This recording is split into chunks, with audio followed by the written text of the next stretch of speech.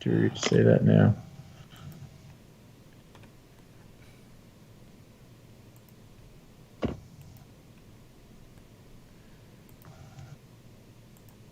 I think this is a better cover slide this week. Yeah, that's why I said you have to be 13 to join today's webcast. Let us all know when you understand the jingle and where that comes from.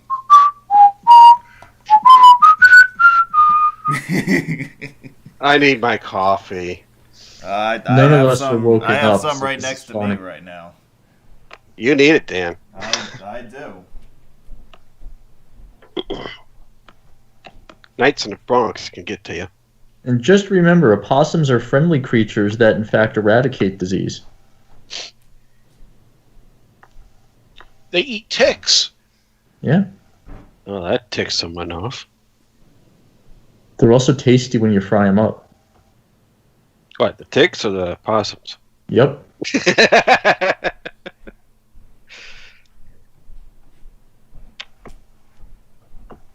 I was expecting a monologue. We have a 0 log. I can't entertain people for 5 minutes. Well, Stephen, this is the part of the show where we wait for people to enter the arena lobby before we start.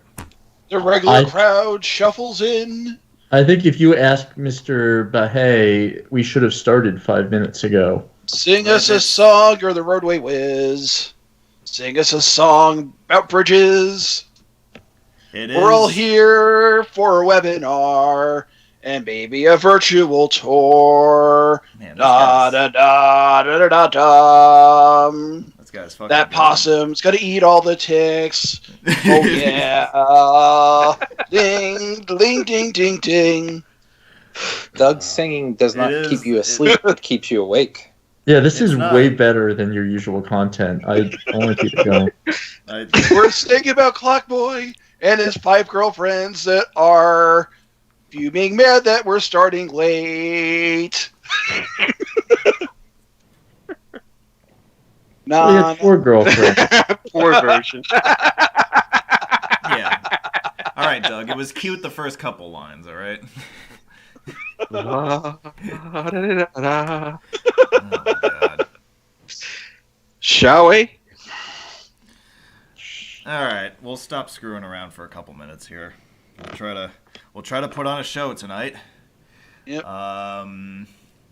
This is the Corridor L episode. We've got a little bit of a different program tonight. We're kind of splitting the 2 hours tonight between webinar and virtual tour formats. We do have a full drive of Corridor L that we will play for you in the second half of the program. And we will precede all of that with a bit of a discussion on the New River National Park area, whatever the hell it's called, and the famous bridge that is central to Corridor L. So good to have you guys with us. I've got Doug from Gribble Nation in the Albany, New York area. Yay. And Billy Joel impersonator. Yeah, well, he's trying. I grew up on Long Island, so I'm supposed to know these things. He should know the catalog by heart, that's for sure. Yeah, I celebrate Billy Joel's entire catalog. You should have to impersonate him. I believe it's a requirement to grow up in Long Island. Yeah. Well, I've been upstate for 20, going on 23 years now, so.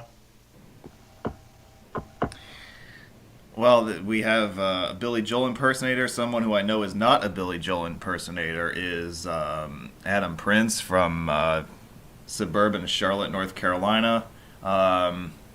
He's off doing something right now. He'll be back later to join us. But Yes, I'm sorry. I'm in for a second. Oh, there he is. For those listening, it's kids' bath time, and dinner all came in, so we just came back from a trip, so I'll be in and out for the first bit, but happy to be here as always. All right. I do want to clarify that those are his kids. He doesn't just give random children baths.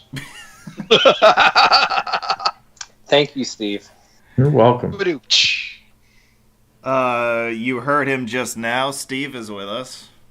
Oh. Nice of you to wake up and join us. I've done one of those two things. Yeah. And Scott's back. I haven't seen him in a while. From out in Wisconsin. Yeah. What's Oh, hi happening? there. How's everybody doing? Oh, nice. How's the wife and kids, don't bro? you know? Yeah. Anyway. Time for some L. Yeah, so that's our panel. And I don't see losing. So we're here. We're trying to stay awake, and you're there, and hopefully you're going to help us stay awake. So with that, yeah, we already saw this. So you guys want to look at this again for a few more minutes, or should we keep going? I think we should keep just. going. You want to keep going? You want to see what's on the next slide? Do you dare? All right. Yes. I fell asleep again. Nighthall will help Steve get his Z's. Doug, what's new on Gribble Nation? Oh, new on Gribble Nation, I had just posted a new article yesterday about, actually no, it was Thursday, about US 30 in Wyoming and Idaho between I-80 and I-15. It's kind of a virtual tour, but in a blog article format. And I know that Tom also posted an article about US 101 in the Willits, California area last night. There should be some love for Alps roads here, so I'm just. Oh yeah, there was an Alps Roads update recently. Missouri, Tennessee, Alps and Illinois, featuring the most infamous meat of all time. And it does happen more often than the Wake County Roads update. That's for sure.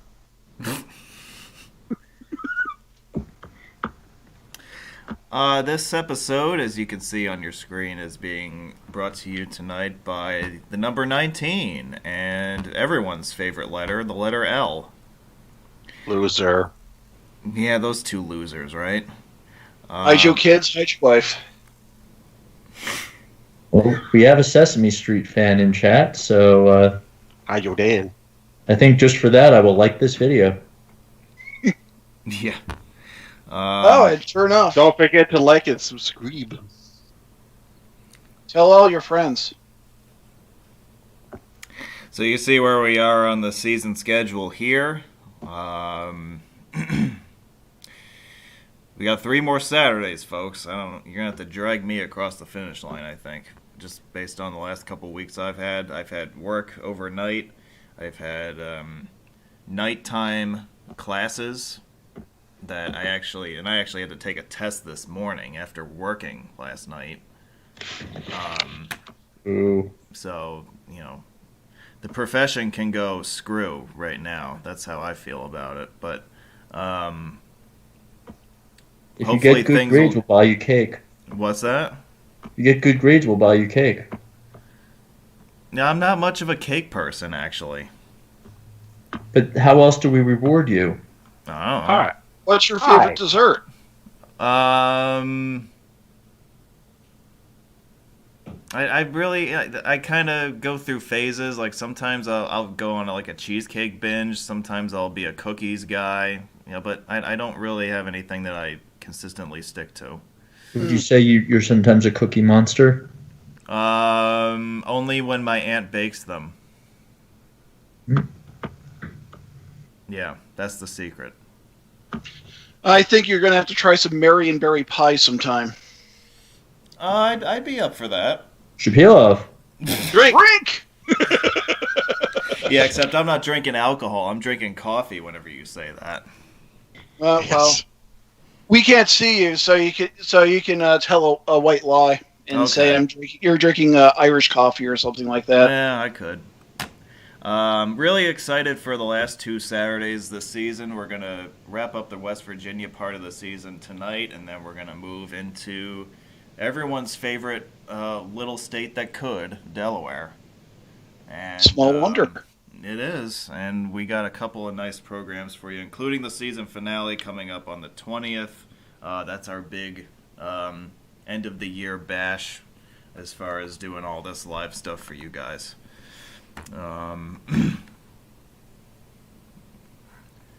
And yes, I've been keeping up with that project in Wilmington. Yeah, that's going to be fun to watch. I actually did a podcast episode on that. You guys should check that out. Yeah. I got to start podcasting again soon. Hopefully something in the next few days. Yeah, I might make a podcast episode about this weekend. Because my weekend is only just getting started. I don't have to report to work until Monday night. So who knows what I'm going to do in the next couple days. Woohoo! So why is Wendy's on the screen? So I did a mini series the last couple weeks where after dark I drove around Manhattan and the boroughs of New York City in the time between the end of my class and the start of my shift at work.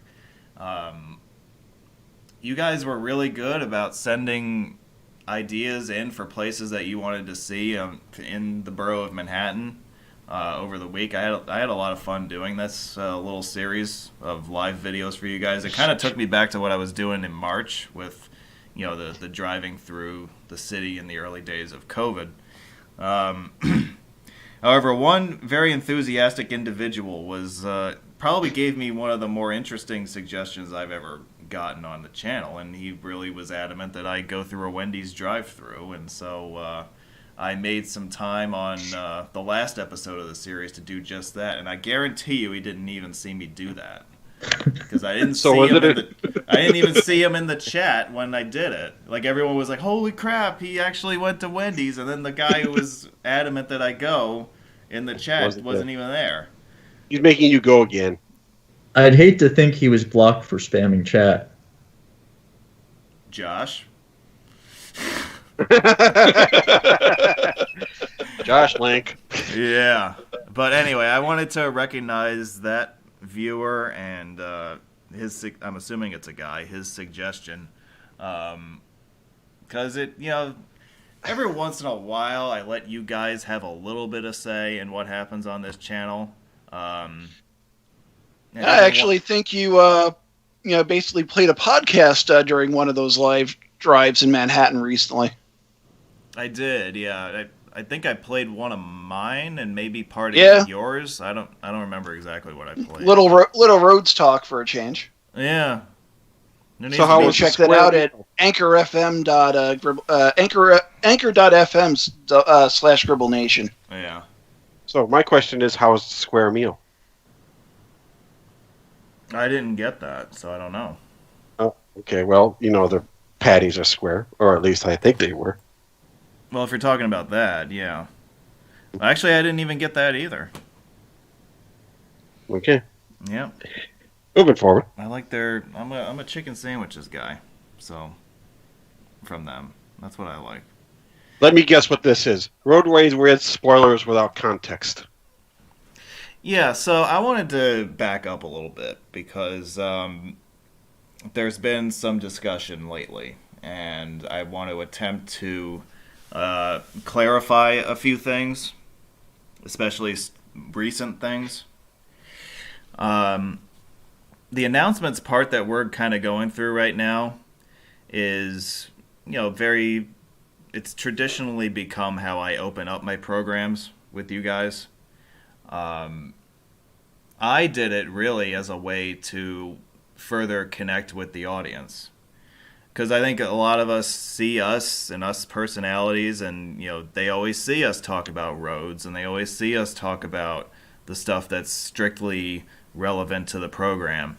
But yeah, I like to kind of give people more of a backstage look at some of you guys, and I don't mind posting off-topic stuff in this part of the program because I think it gives people a kind of a window into you guys' personality. And you guys have been... We've, as you can see on the screen here, I mean, some of the stuff is topical. Like, you see my new car, you see a milestone in the old car. So some of the stuff was relevant over the past year. I mean, there's also some goofy bullshit, like, the Puppy Bowl and Wendy's. But, there's other stuff as well, other current events. the passing away of significant figures, whether they are in the sports world or in our world. Whatever the topic may be, I like bringing stuff like this up because I think it helps humanize us a little bit. We're not just people who can talk about roads. We can do other stuff as well. I can even talk to you for 2 hours about the Titans if you want. Hey, there they are on the screen. I almost forgot to mention them. Hey, look at that. So I think that's a big plus for us, Plus, we can't really talk about this stuff in person because, COVID. So, I got my first vaccine today. Yeah, you did. So you wanna share that with us real quick? Yeah, or? so I qualified based on a medical condition. I need to lose a few pounds. We'll leave it at that. And what happened is I went through New York State. Basically, they have state sites for basically all over the state. I wound up landing an appointment in Utica, which is about an hour and a half from where I live. So I get there. My appointment was at 10:45. I get there at 10:15. They have basically people. Basically, the line moves. They have people basically telling you where to go. Basically, telling you what paper to go. Go to the next station. Do this. Do that. And then about 20 minutes later, I'm sitting. I get I get my shot. The guy told me the guy who gave me my vaccine told me a good restaurant to get chicken riggies. He mentioned Venice Pizza, which is in Yorkville, New York, on Oriskany Boulevard, which is New York Route 5A. And after I get the vaccine, which basically they have you kind of sit in one part of the arena. It's at SUNY Polytechnic at their basketball arena. So yours wasn't a drive-through? Mine wasn't a drive-through. Okay. You go in, it basically was kind of like a walking conveyor belt. Yep. I was hoping it was a hockey arena and you get a chance to play afterwards. No, but I actually walked around the track that was around the basketball court. That's cool. But basically after you get your vaccine, you just kind of like sit for like 15 minutes in timeout just to make sure that you don't basically that you don't have any reactions where they need to send you to the ER, and then you're on your merry way. They actually scheduled the second vaccine, while you're there. So I know that 3 weeks from now I have to go back and I have to be there, around 10:45 in the morning. Well, Doug, you'll get your second shot the same day we get ours on the 27th. And yours was a little more. We got our first shot last week, my wife and I, and ours was a little hectic because of Colton's condition with his immune deficiency, and where we are basically he's caretakers. We were able to, allowed us to get a shot, and we had letters and everything, and we signed up on our county website, different websites. Last Saturday around 2:00, we're just finishing building Legos and about ready to go outside. Our neighbor rang the door and wanted to play with the boys. We're getting all the stuff ready. Maggie gets a text, and she's like, it basically said, hey, there's extra shots available. If you're able to make it, please try to get here at 2:30. If we can't guarantee you have anything on time, but go through. Yes, we fastest 3 minutes to get everyone in. Go ahead and make your own jokes there, Steve.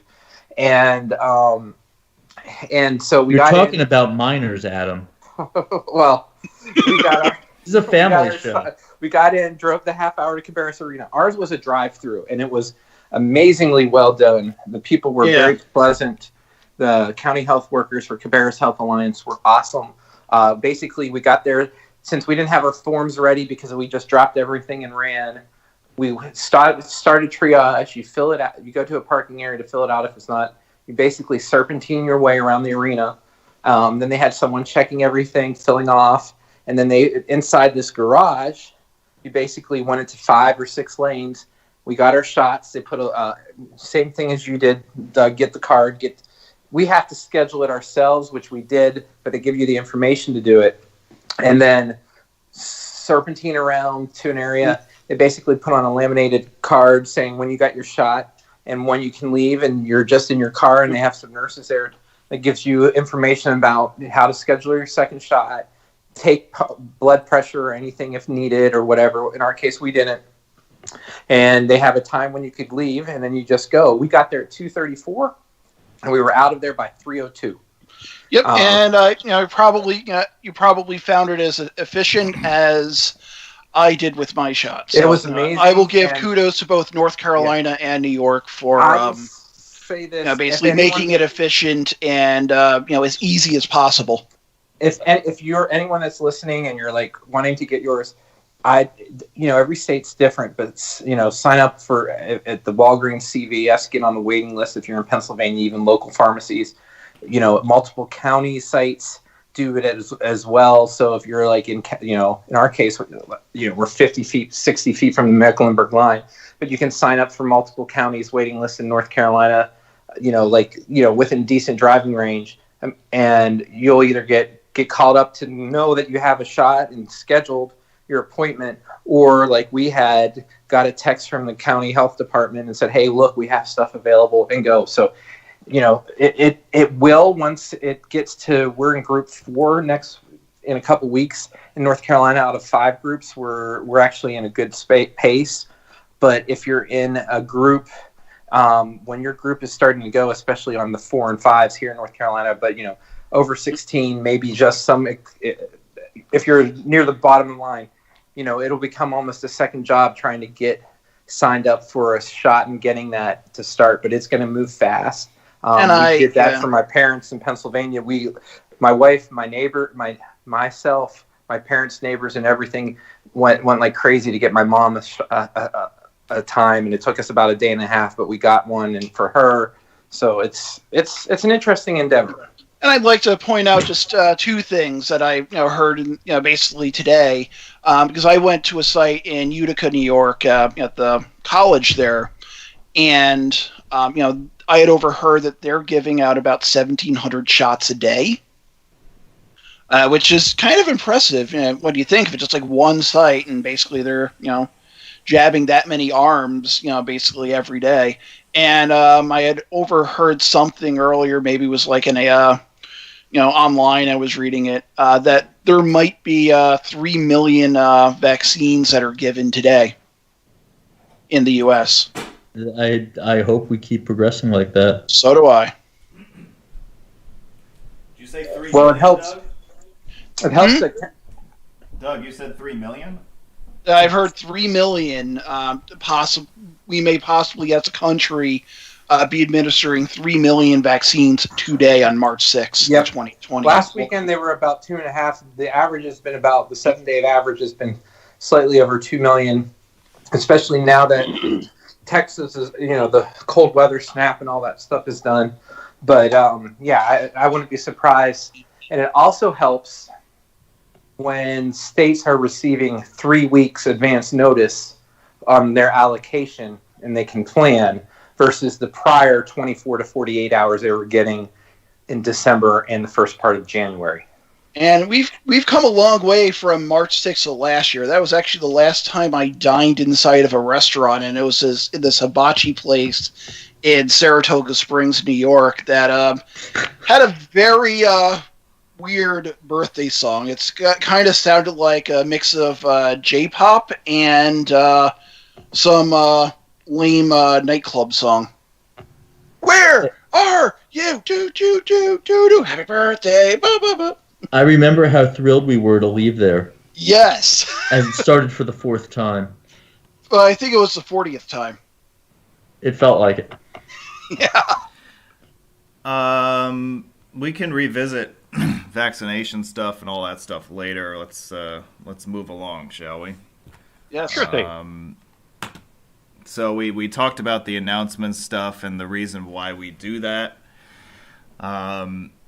Again, just to recap, this is a way for some of you in the live chat to get to know us a little better. Otherwise you would just know us as, being the roads guy, and then I like to think that we have a lot more to our personalities and our stories than just roads. So speak for yourself. I think that, maybe not you, but there's a lot that I like to bring up with you guys, because I think it helps bring out a lot of interesting tidbits from the people who contribute to these shows every week. There's something else I gotta bring up, and I'm gonna ask that you guys kind of let me sound this out for a couple minutes. I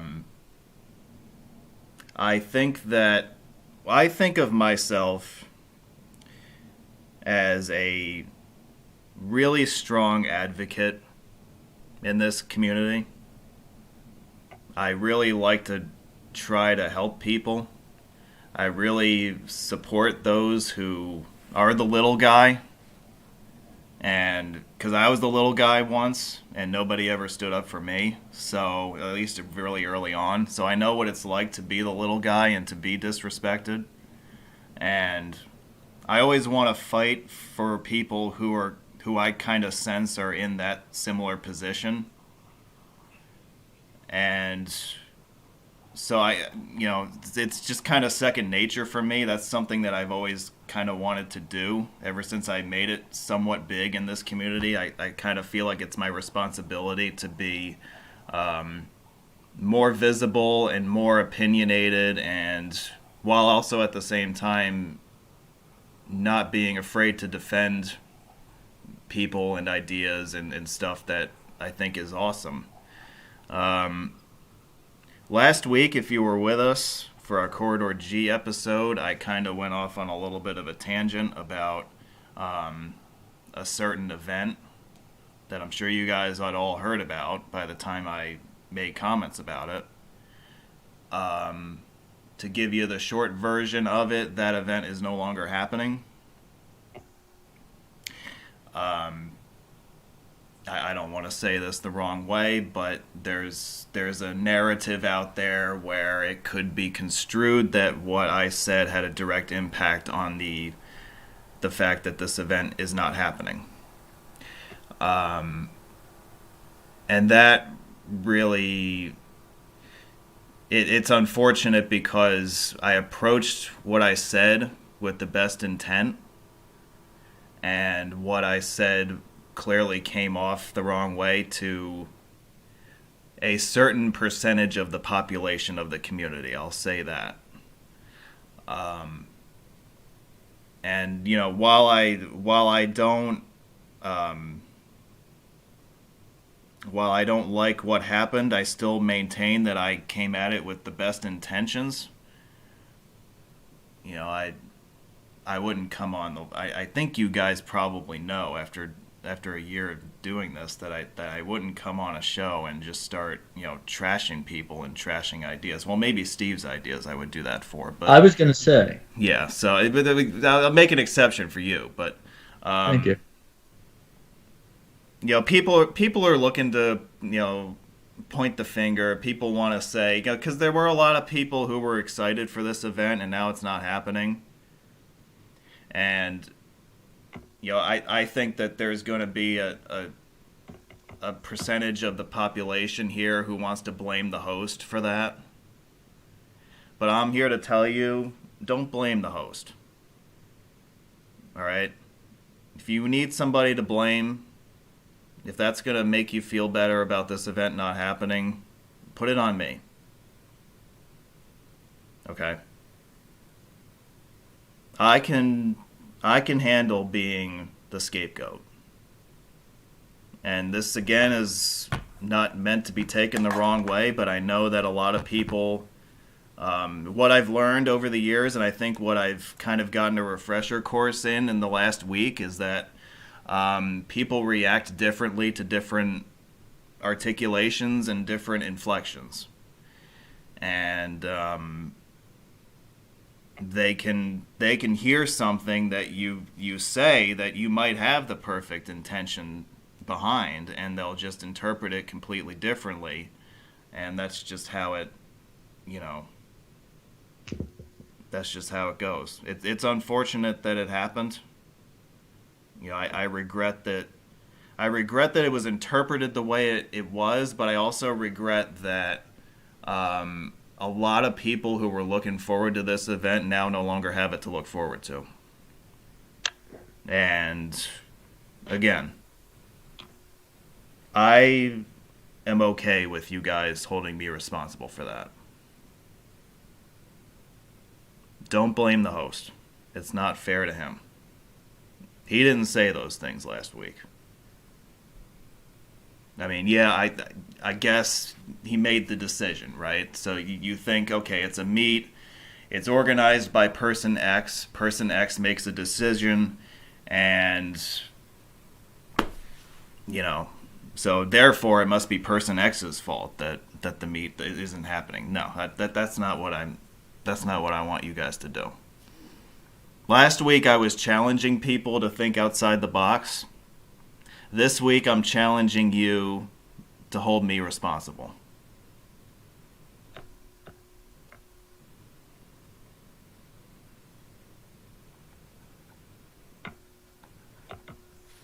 Well, now we're all sad.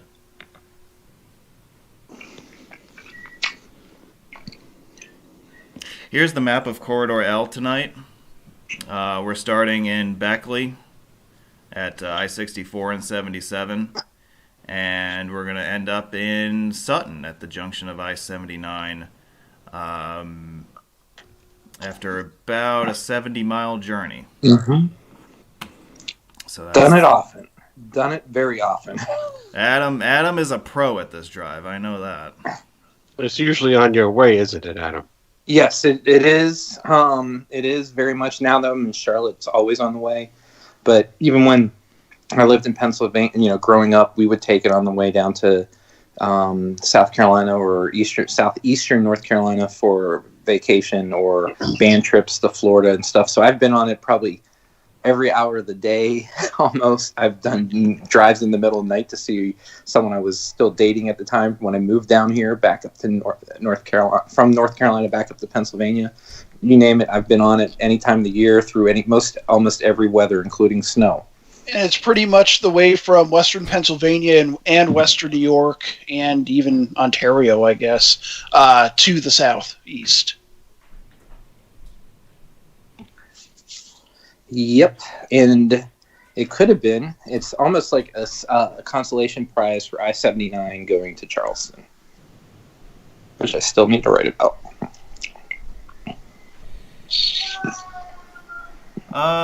So before we get into the video portion, I want to kind of take a little bit of an aside here to talk about the New River Gorge Bridge and the National Park along the New River recreation area. You have, I put up this slide to kind of give you some of the key facts about this bridge. It's a very impressive engineering achievement.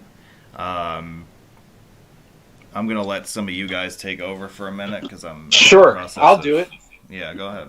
So the bridge was built in the mid-'70s. If anybody has ever stopped at the New River Gorge Visitor Center, they have a great video of the bridge being under construction. It's also pretty much almost like a rest area off of 19. Its length, main span is 1,700 feet. It was the world's largest arch bridge for nearly 30 years. I didn't know it was number 4 in 2020. I know the sign said that it was the longest in the Western Hemisphere. I don't know if that has changed or not since it's number 4. Obviously, you see it's a pretty high bridge. It's one hell of a view from it. Dan had an amazing experience that I'm jealous of the catwalk, and I'm sure you'll go into that later. Largest, you can see a lot of different things. 45 minutes to 45 seconds, it did cut the time across. It was a 2-lane winding road. It was not, for those of you who have not sure, it was not US 19. That replaced US 19. Followed basically West Virginia, I believe 41 to this, which runs further to the south. It averages about 16,000 cars a year. It was the centerpiece of the Western Virginia State Corridor, which I have, and I also have it in various conditions, and I'm sure you do the same, Steve, as a fellow coin collector. And it's been on the NRHP since 2013, and the annual Bridge Day, which I have yet to take part in, believe it or not, is the third Saturday of October. Yep. And I want to throw something. Basically relates to the Bridge Day. Why it's the third Saturday of October? Because the bridge was actually opened on October 20 or completed on October 22nd, 1977. Great point, Doug. And it's been an annual event minus COVID. They do base jumping off the bridge. They've had a person or two, unfortunately, perish from the jump. It's a big festival. I have a lengthy page on the history of it and the impact on it. Doug, if you want to call that up and share it with the crowd, feel free. But I'll share my own as well. And then you can get the Steve Alpert experience at the same time. Yes. So that is basically the facts of the bridge. It's amazing. If you have a chance just to stop at the visitor center, Dan did a lot more than that, and it's very impressive. In fact, I learned a few things that I'm hoping to one day do. My family and I stopped there many times when I was growing up, and my family now. We've stopped there to have picnics. We stopped there because if somebody has to go to the bathroom. We stopped there just to stretch. It's a really great visitor center if you have a chance. So if you want to go, I'm in my work presentation mode. Next slide. Just one last thing is you can base jump, but you can't bungee jump. That is right. Thank you, Scott. Yeah, right. Yep. In the visitor center, I've been there, and I've been basically under the bridge. Highly recommended if you're in the area. Mm-hmm. It looks like it has a button copy railroad crossbuck, so all the more reason to go inside. Yes, inside the visitor center, I did get. Yes, that is correct. I have a picture of that. Yeah, see, the visitor center was closed in the summer, so I didn't get to see that. Yeah, you haven't got the. You'll have to go back. Son of a! I'm gonna have to come back. I know. But it's also obviously it's kind of the centerpiece of the new national park, and I think it's preserve. Obviously, the bridge is part of that. That happened in the Stimulus 2 package or omnibus or whatever it was right at the beginning of the year, which will be great. It has changed central West Virginia like crazy. Obviously, it's great for outdoor recreation. You got Dan who hiked, and then now they have, obviously, you can do the catwalk. Camping is a great place down there at the bottom of the bridge. You have world-class whitewater rafting. It's a great recreation area if you've not been there or had an experience. And even you don't have to be at the bridge. You can go further up to some of the Gauley River items, and you'll see cars, and you'll see it on the tour. But you'll see cars parked off the side of the road because they're doing their kayak and canoe launches there and everything else. So hopefully, if there's some on the tour, I'll point that out as well. And do you want to know what bridge reminds me of the new River Gorge Bridge? The Perrin Memorial Bridge, which is US 93 in Twin Falls, Idaho. It's kind of like a mini new River Gorge Bridge. Goes over the Snake River. Mm-hmm. It's a great bridge. There's great vantage points, whether it's from the mile hike or so that Dan did, and I don't know if you have it here in the slides, but where it is, and then you have great vantage points from the couple observations decks. One's at pretty much bridge height levels, and if you're going northbound, you can see that, and you can wave to the people. And there's one that's a pretty lengthy stair down to the bottom from the visitor center that I've gone down a bit. My kids have gone down there. Colton will tell people, "You're almost to the bottom. You're almost there, or you're almost to the top." He likes to cheer people on. But we've been down there. You can hear a lot of different things from the state corridor. It's like Pemmickwood Point in Maine. It's become the symbol of the state. Oh yeah, I would say that this is easily the greatest engineering achievement in West Virginia's history.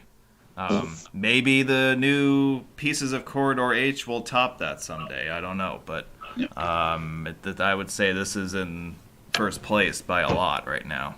It's definitely something the state is extremely proud of. The region is extremely proud of. I enjoy it. It's one of when we get to we'll get to the drive is amazing. But you can see all the fun facts here. If you guys want to go into that, that's a lot of big details. It was $37 million. I routinely bash West Virginia for blowing up mountains to pave them with roads no one uses. This is not that. This bridge is integrated into the scenery. They didn't blow anything up. They preserved the gorge below, and it's on a very well-used corridor. So this is one of the ones that they did right. Oh yeah, yeah. I agree with that. So you might be wondering, because of the heights involved and because of the canyon involved, well, so how did they actually build this thing? Well, this figure kind of shows you what happened. We had a very interesting setup here. And I'm gonna... R.I.P. Dead Man. Yeah, the dead man is dead, I think. Unfortunate. Yep. He was a good man. But you notice here we had Gonna pour one out. We had a temporary cableway constructed, and this was used to ship all material from each end of the canyon to wherever it was going to be placed in the arch, and then later on the deck. This was the first thing to be built. It enabled the movement of construction material and workers to any part of the project, even from the heights of over 900 feet that we're talking about on this project. You see how the arch was built gradually. It started at the ends of the canyon and worked towards the center. You had temporary cables supporting the two halves of the arch while they were built, which were tensioned back into giant anchor blocks known as deadmen.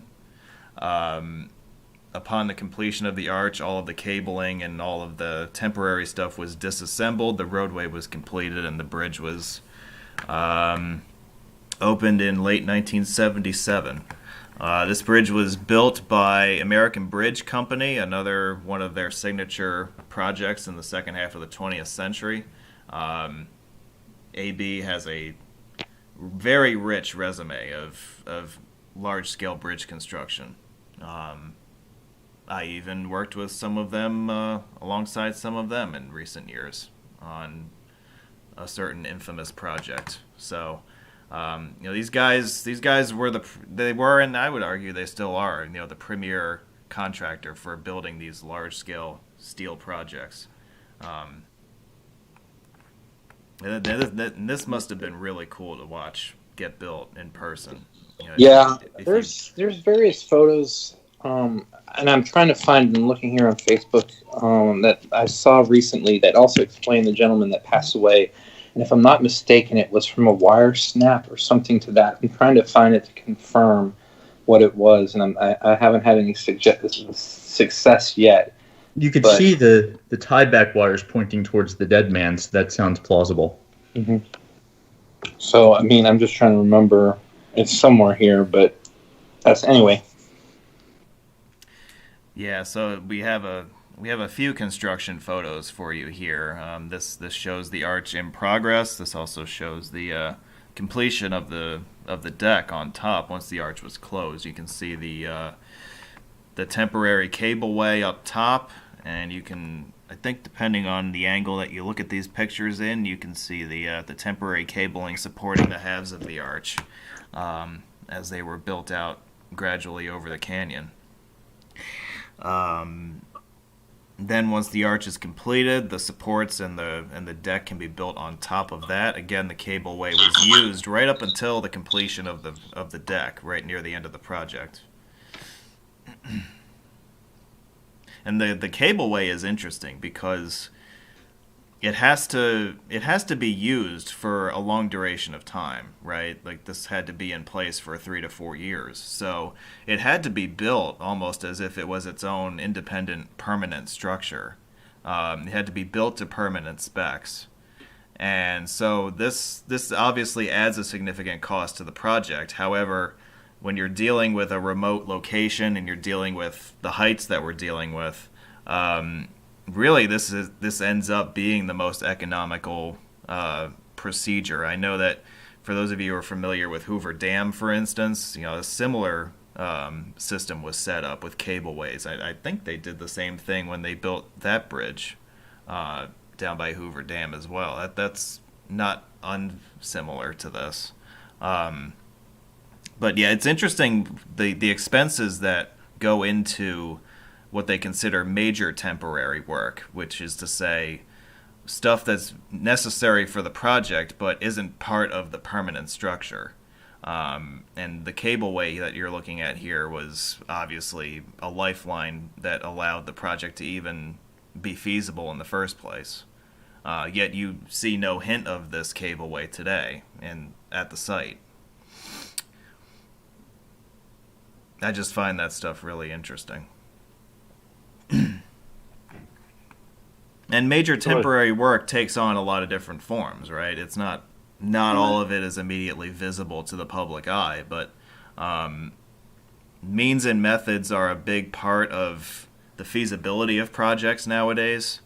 And a contractor's means and methods oftentimes will include solutions that involve building structures that ultimately get removed at the end of the project, but sometimes it's those structures themselves that are quite pivotal to the success of a project. Could be anywhere from this crane set just to a temporary bridge to move traffic in order to build a new bridge alongside it. That's another example, yeah. That's true. Then this temporary bridge stays in place for 40 years, and you have to figure out how to replace it in Massachusetts. I was going to say. That sounds like Massachusetts to me. Yep. I was going to say, I thought that was the New Jersey way, but... No, we don't have any temporary bridges lying around like that. That's a Massachusetts thing. Are you sure that the New Jersey Turnpikes have them? Says no trucks? What's that? Never mind. He missed it. So, He missed a joke. Dan, was this your photo that you're showing here of the whole, vehicles crossing the bridge? Yeah, so now we're into my pictures from Okay. June and July, yep. All right, one thing I was asked when you were driving, and I'll point it out on the tour, did you notice anything unique on the shoulders as you were heading northbound from Fayetteville, which is in the background there? You'll see a pedestrian bridge right over there in the background where you see 19, so you're looking south on 19. But from that point to the bridge, if you notice on the shoulders, did you notice anything? I don't recall ever paying attention to the shoulders. There are. You'll see that there's painted, usually spray painted there, but numbered parking spots for Bridge Day. Oh, okay. Is that where the vendors set up? They usually set up on the bridge. I've not been there. It's been a while. It used to be the whole bridge, and then they've closed it down to where traffic has to at least cross it. I believe that's parking. It might be some vendors set up. I'm not exactly sure. Somebody has been there, but it's. There's no way there's over 300 vendors, and the parking numbers are pretty. I don't know if it goes that high, but it goes way over the amount of vendors that would be there. It may be for people that are jumping or different things like that. I'll have to look into it, but just a unique little thing of Bridge Day that's on the road that you can, if you ever drive it enough and you just want to look at something different and catch something, that's what it's there for. Yeah, so Adam, when he goes next year to jump off the bridge, he can tell us all about it. I've done a lot of things, but that will not be one of them. Yeah. Yeah, I'm kind of in that boat as well. We'll get to this in a second, but I did do something that I thought was brave by average person standards. You have a lot of different angles here that you can take into this bridge if you know where to look. So if you follow the old Canyon Road all the way down to the bottom, there's a nice little single-span truss bridge over the new river that I think dates to about 1920, I want to say. It was something like that. If you stand in the middle of that bridge and look to the north, you have this view. This is one of the signature views of this bridge. This is also the view that's represented on the West Virginia State Corridor you saw a couple slides back. And the picture really doesn't do this scene justice. I think it's important to say that at this point because, you know, you're looking at a structure that's about 900 feet high, and just looking at a picture, you may not necessarily be able to grasp that size. I mean, the arch span is 1,700 feet. I mean, again, that's huge for a bridge of this type. Well, the Fayette, to interject for a second, the Fayette Station Bridge, where the truss bridge you were talking about, initially built in 1889. Okay. Initially built and replaced or refurbished or? What I have, and I'm looking at Bridge Hunter right now, it says built 1889, closed to traffic in 1977, reconstructed in 1997. Boo. And it was the official name. I mean, it's known as the Fayette Station Bridge, but the official name is the Tunney Hunsaker Bridge. Ooh. I'll throw a link to the chat, for the Bridge Hunter page, which my understanding is now being operated by the Historic Bridge Foundation. So they were able to find someone to take over that site, thankfully. Oh, really? I didn't know that. Okay. Found out about that recently. So I don't mean to get off topic here, but is that like a historic society you said, or like what do we Historic know who's Bridges in charge Foundation? of that? I assume it's a historic society. Okay. They may have come together after the site owner's death and said, we want to continue this, and formed the society at that point. Oh, Right. Okay. Well, I hope either way that it leads to a fruitful continuance of what they started, because that, Yes. again, well, I was just on the site earlier today, and like I go on that site and I don't even realize I'm on it. That's how often I go there. It's just such a vital resource for my serious research and also casual research at the same time. And it's I know it's been key to a lot of our research over the years. More perspectives of this bridge as we come to this next slide. I think this is the location Adam was alluding to before about the stairwell down the hill from the visitor center. This is another Correct. This is another signature spot to come and check out the bridge. And I should emphasize here that well, this was true even before the National Park designation, because this area is under jurisdiction of the National Park Service, but there are no drones allowed in this area, so sorry guys. It was a national, I think, scenic river or scenic recreation area. I can't remember what it was before. Right. Yeah. So that would have been the case even before it became a national park. Yeah. Correct. So guess who's not getting drone pictures for you guys? Not me. Boo! Not me. So, oh yeah, Scott, have you been screwing around with your acquisition? I have a couple times. Actually, did a couple last night. Yesterday, actually, I should say. Technically, we can't shoot at night. Right. But, yeah. Yeah, nothing more than just showing it off to others, and that's about it right now. Waiting for the warm weather before I really go nuts. Yeah. I've kind of been in hibernation mode here as well, but I am plotting places to go, like in Connecticut and stuff like that. I am looking into stuff for when things warm up finally. Yep. What's that about you can't shoot at night? It's part of the regulations by the FAA Weird. for recreational flyers. I'd never heard of that. Interesting.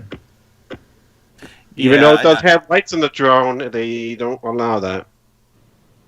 Yeah, the rules are a little weird for... There's a different... Again, we're getting off track here, but the rules are a little different, and they're a little strange between recreational intent and commercial intent. So there's a bit of a... Some of these rules are a bit open to interpretation, and I think the FAA realizes that, which is why they don't clamp down on certain rules like they probably should. But, well, you see how quickly our government moves on certain things, so... Yeah, like a snail. Yeah, so I'm not expecting a lot of these loopholes to be closed anytime soon. Anyway, back to the new River Gorge Bridge. So we were talking about the bridge walk. I think we alluded to that. So this is an event. It's not really an event. It's something that you can do. It's run by a private company. I think it's called Bridge Walk LLC, if I'm not mistaken. And they offer the experience to walk along this maintenance catwalk you see right here. Yeah. Dan, you wrote about it. Doug, share that post, please. Yeah, I did. I did share some pictures of this experience. I did a Gribble Nation post on this not too long ago. So what happens is you go out on this walkway, and you're already well confined in the walkway because the railings you see here go up, past waist height. But they do put a lanyard on you, and you're tied off on the two lines above that you see running above the top. You'd have to be really hard pressed to fall off the walkway even without the lanyard. But let's just say you're not going anywhere once you're tied off. They take you out in groups of maybe 10 or 12. And there's a tour guide with you that they tell you about the history of the bridge and the history of the New River rec area. The guide that I had kind of went into some of the history of Fayetteville and some of the towns in the area. I think it depends on the guide you get. I get the feeling that you might get a different experience or you might learn completely different things depending on who's leading your tour. So there's that element of it. As far as the views are concerned, well, they're absolutely drop dead fantastic. This gives you the chance to kind of see just how impressive this structure is up close. There's some major league steel connections here, as you can see. Thousands of bolts per connection. And again, this is one of the heavier steel structures in America. So you get to see, you get to admire just how impressive this structure has to be in order to span the length of canyon that it does, and it does so effortlessly. A lot of rivets. That's a lot of frogs working. Yeah, I think they said that there are about 1 million bolts in this bridge, which is a hell of a lot for a bridge of this size. This bridge lengthwise isn't that long compared to a lot of other bridges. Like the bridge that I worked on in New York, that one had about 1 million bolts in it. But you think about how long that bridge is. This bridge has 1 million bolts just in this small space here. Well, think of the different age of technology and the type of construction too. Well, How many bolts would a new Tappan Zee or whatever the heck it's called this week bridge have 40 years ago? 50 almost now. Holy cow. Yeah. I mean, technology evolves and design techniques evolve. So, yeah, I'm sure that you would have a different number for a different design. Absolutely. It's just an impressive number for me because I thought that 1 million was a lot for that project. And then I come here and I see, oh, well, this is 1 million. Well, geez, that blows my project out of the water. That's a lot of connection work involved. It's one of those things as an engineer, there aren't that many things anymore that I'm absolutely floored by. I guess because of my experience from a relatively young age. But this is one of those things that made me say, wow. Again, that doesn't happen all that often anymore, but it did happen in this case. This is another nice view that I stumbled upon by accident because I was driving the old highway, quote unquote, and I was on my way out of town, and I saw a bunch of people going up a trail that I hadn't seen before, and so I decided to follow them up that trail to see what was up that way, and well, here's the view from the top, and that's pretty darn impressive too. And that's the trail I want to take when I have a chance. So thank you for experience. I didn't know of it either. Well, there are a couple. So this is one that's right off of the old highway. There's another one coming up here. Hey, here it is. It starts on this slide. This is called the Long Point Trail. The trailhead is located It's on a backcountry road. It's off of 19. It's south of the central village of Fayetteville. I think if you put Long Point Trail into Google Maps, it'll take you right to where the trailhead is. And there's a gravel parking area. I recommend that you get there early because it's a small lot and it fills up quick. And it's a very popular hike. This looks like a state highway. What the? Yeah, this is state highway quality right here. I think you could drive it. Oh, you're looking at this? Okay, yeah. Well, let's see if it maintains that quality in the next couple of slides. But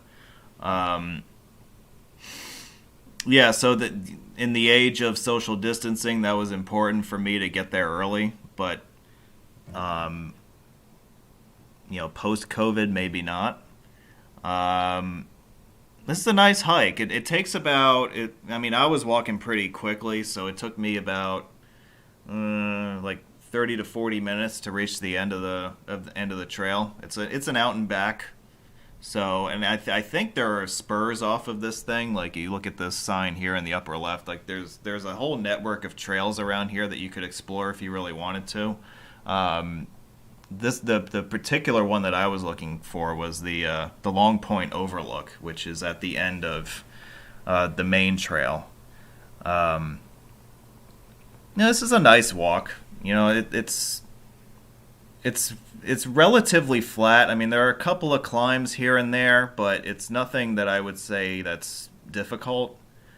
This is a good trail if you've got a couple hours to kill and you've got a family that you're looking to, kill. Take a break, that you're looking to, entertain, maybe get off the road for a little while, take a break. I would recommend this hike. It's an easy hike to do, and you are rewarded at the very end of it with a spectacular view.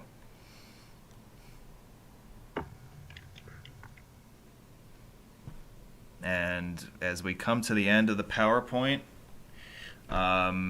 here's that view. I'm certainly glad to take any questions you have about the New River Gorge Bridge and the New River National Recreation Area turned National Park.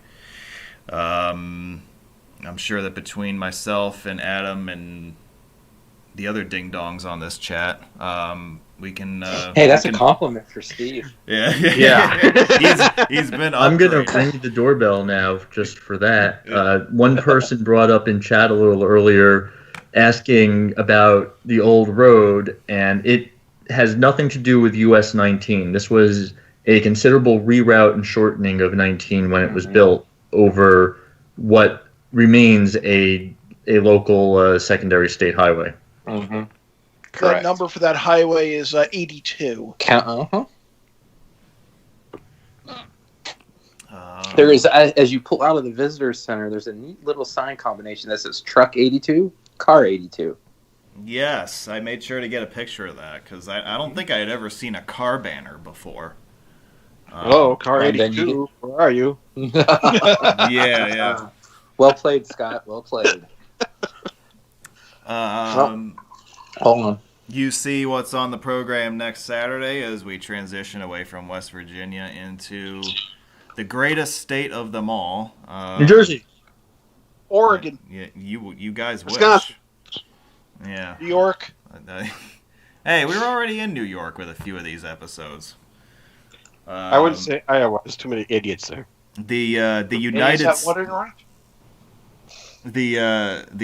State of Delaware is coming back into the fold here, and tax-free Delaware. Tax-free. This episode, I'm sure, will be full of entertainment. It will not be entertainment-free. Make sure to shunpike the toll. Route 1, the longest state highway in Delaware, is the subject of next Saturday's episode. We spent a lot of time in West Virginia this winter. I think our first episode was in January. West Virginia Fantasies. Yeah, we did a lot in West Virginia. In this West Virginia. Yeah. Well, that's right. West Virginia. This is the last West Virginia episode, correct? Yep. Yeah. Hold on. Yep. The mayor of West Virginia has been term limited. Okay. I'm just pouring a celebratory Jameson and Coke for this occasion. All right. There you go. Figure we class it up. The commentary getting drunker as the and video Dan, just for you, it's in a Steelers class. Oh, So cheers, sir. Yeah, get that. I figured I'd class it up a little bit, you know. Yeah, sure. Yeah, rub it Stay in. classy, Pittsburgh. Yeah. I actually have a Titans travel mug that I'm drinking my coffee out of right now, so, you know. I have an Islanders glass I'm drinking out of right now. All right, see, everybody's getting their sports allegiances out. See, Islanders this is won where today, too. This is where I wish we had this Buffalo, on. and right now anyone can beat the Sabres. But I wish there was a little bit of a video. Well, I'm not down at the office tonight, down in my office, but I'd have the nice little adult beverage to join and everything else. So while we celebrate the end of the West Virginia segment of the season, I will show you guys also tomorrow's program. You guys want the toll roads talk back, so they're coming back. We've got another new episode. This time we're going to feature more of the Mid-Atlantic states and the D.C. metro area, the states of Maryland, Virginia, West Virginia, and I think North Carolina is going to get a mention at some point here. Oh, how nice! We didn't go on it today, but we did see the 77 express lanes today. Yeah, 77 is an interesting topic to dive into, so I think we're going to make some time for that at some point. But I wish I had followed that more. I didn't because of different things, but... Well, yeah, like Charlotte area, there's been a lot going on. Between 77 and 485, 74 bypass. There's a lot of relatively new stuff out that way. And the rail line that no one uses. Hey, we've used it. You're no one. I know someone it's not else anything until you do. I know someone else who's used the rail line in Charlotte. So Chris Curley. Yes. Anybody notice the Rhode Island album in there? Oh yeah, Rhode Island. Little Rhodey. I was waiting for you guys to pick up on that. I'm glad it might have taken you a week, but I'm glad you guys finally noticed that. This is becoming a meme, sorry. I said this was going to be a running joke.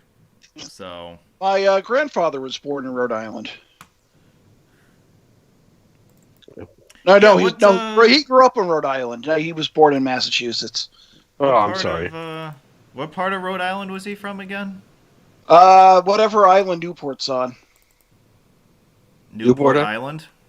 I think actually whatever island Newport is on, because Middletown, Rhode Island is on the same island. This was long before there were toll bridges on Rhode Island. Ah. Yeah. Yeah, what Steve said. What Aquidneck. Aquidneck. Yes. Yeah, that's it. That's the one. I know. I literally mispronounced it. You're Midwestern. You got to pass on pronouncing New England names. Yeah, well, like the people that call it Wisconsin. The town I grew up in on Long Island is called Nesconset. It's part of the town of Smithtown. And basically there was the joke was oh, you're from Wisconsin. It's basically that sounds like, oh, I thought you were from Wisconsin. Mm-hmm. Boom. Although a Long Island accent and a Wisconsin accent are very different. Yeah, I would think so. Yeah. I think I'm going to count this as our voice break. So why don't we roll into the video, shall we? Let's drive. This is a full length. This is what you guys are really here for. I hear Doug sing again. This is a 65-minute video. It'll take us that long to go 70 miles. So we are going to whiz along here. This is going to be a full northbound drive of Corridor L between Beckley and Sutton. enjoy the trip, everybody. Your trip starts now. We're joining Corridor L at its southern terminus at the West Virginia Turnpike in Beckley, which, if you have not seen that episode, I highly recommend that you check out the West Virginia Turnpike virtual tour episode. You get to hear Adam's epic stories about the Beckley service area, among many other things. Yes. And I think I don't think it's a coincidence that episode is also the highest rated episode of the season so far. Yes. So, thanks, Adam. Hey, I do what I can. Hey, well, look, we're it's escaping a the toll plaza. Beckley rest area very quickly. So what's interesting here as you're getting off here, this is the only, as we talked about on the West Virginia Turnpike, this is the only exit that has tolls now, and it's only for people going north on 19 and heading south on 77. As you can see right there on the left is people coming south on 77 on to 19 north, and they don't have to pay anything. Because they're not trying to so much No, to because shunk they said this. they'd have Steve Alpert bug the West Virginia Turnpike Commission, and they said, nope, don't want any of that. So this is actually not US 19. This is, if you look at older maps, it was called, I think, US 19 Spur.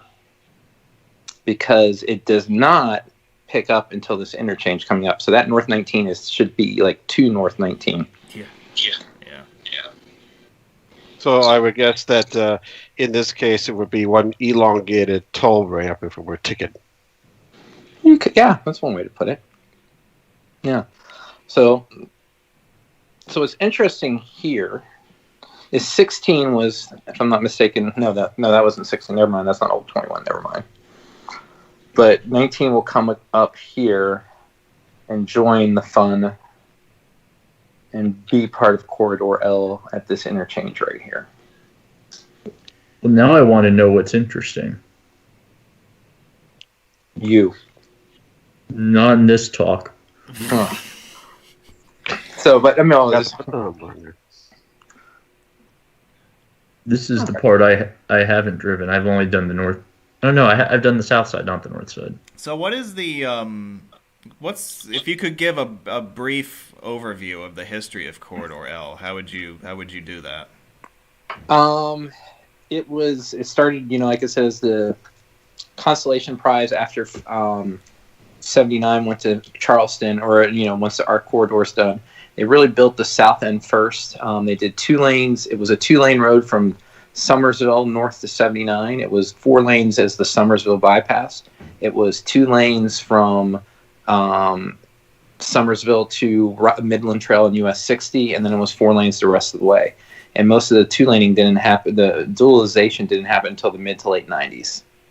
I'd posted a link to a page from the Robert C. Byrd Center for Congressional History and Education, which is about Corridor L. It's basically a history of Corridor L. I'd never seen that one. I might look that up. Yeah, I Googled it earlier, and I found that. So I'm like, well, let me save that link, because if I needed to provide any information, that would be extremely helpful to me. So essentially, Corridor L was originally planned in 1965, basically initiated in 1969, the 2-lane road, as you had mentioned. Of course, the new River Gorge Bridge, built in 1977. Apparently, when they widened the road was, basically, and it said like the 90s and what have you. So most of the traffic lights are in the southern half, and most of the interchanges aren't. So you'll have this traffic light stretch. Also, part of this tied in, there's a little bit of old US 21 that was kind of predating, and you can follow it by following a little bit of West Virginia 61. And we'll get closer to that, and you'll see it. And there's a couple of things here once we get towards Mount Hope and everything else that I can go into a little more detail with. But this is pretty much standard. I think we haven't come across. This is a pretty deep, steep grade down to Mount Nebo. On the right used to be an old 84 lumber.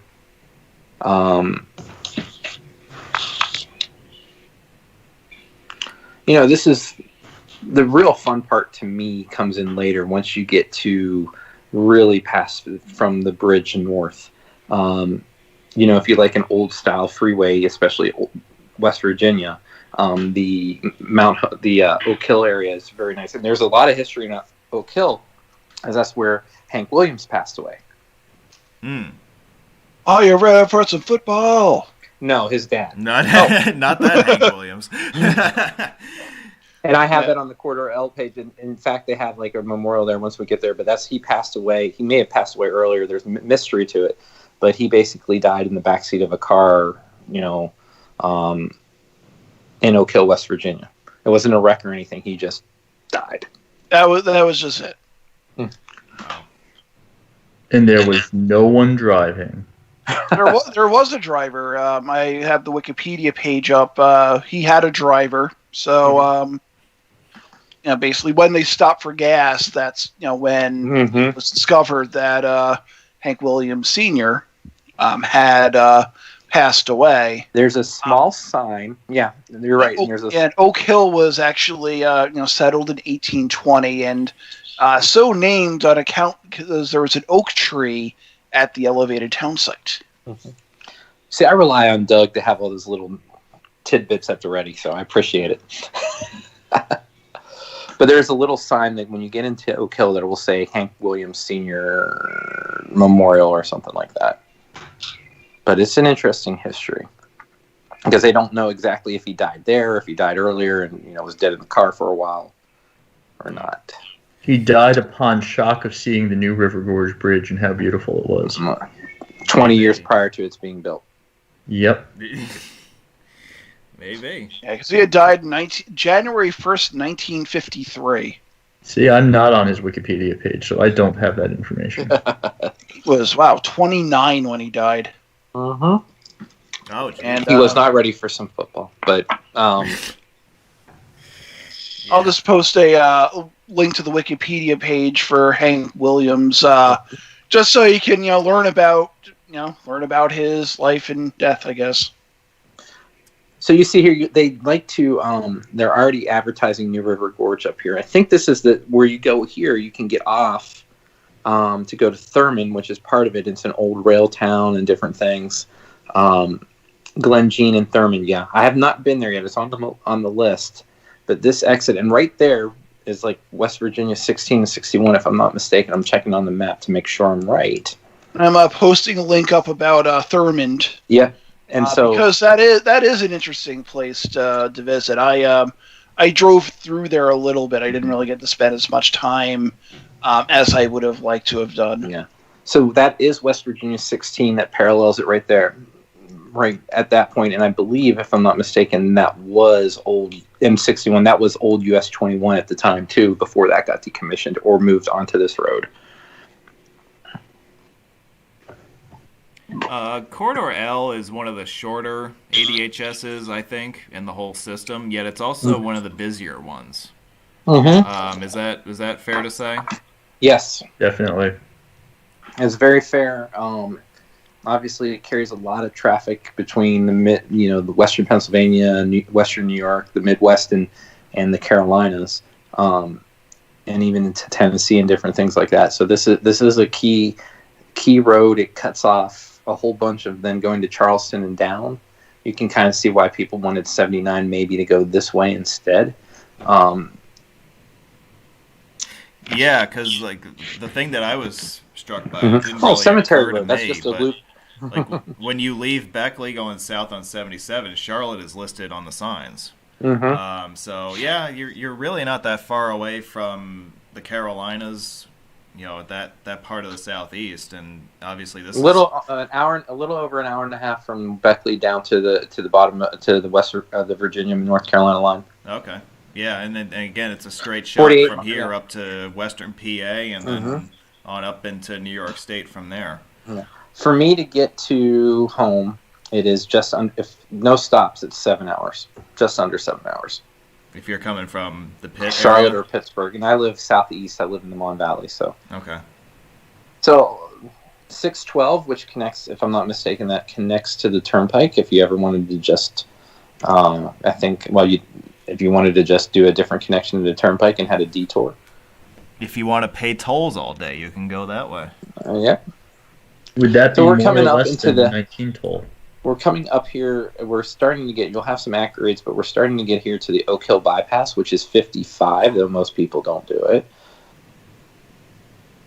So this is where 1661 joins temporarily off and on, and really getting the Oak Hill bypass. So you have the palindrome there, so 1661 for those doing road sign math. I wonder if that website is still up.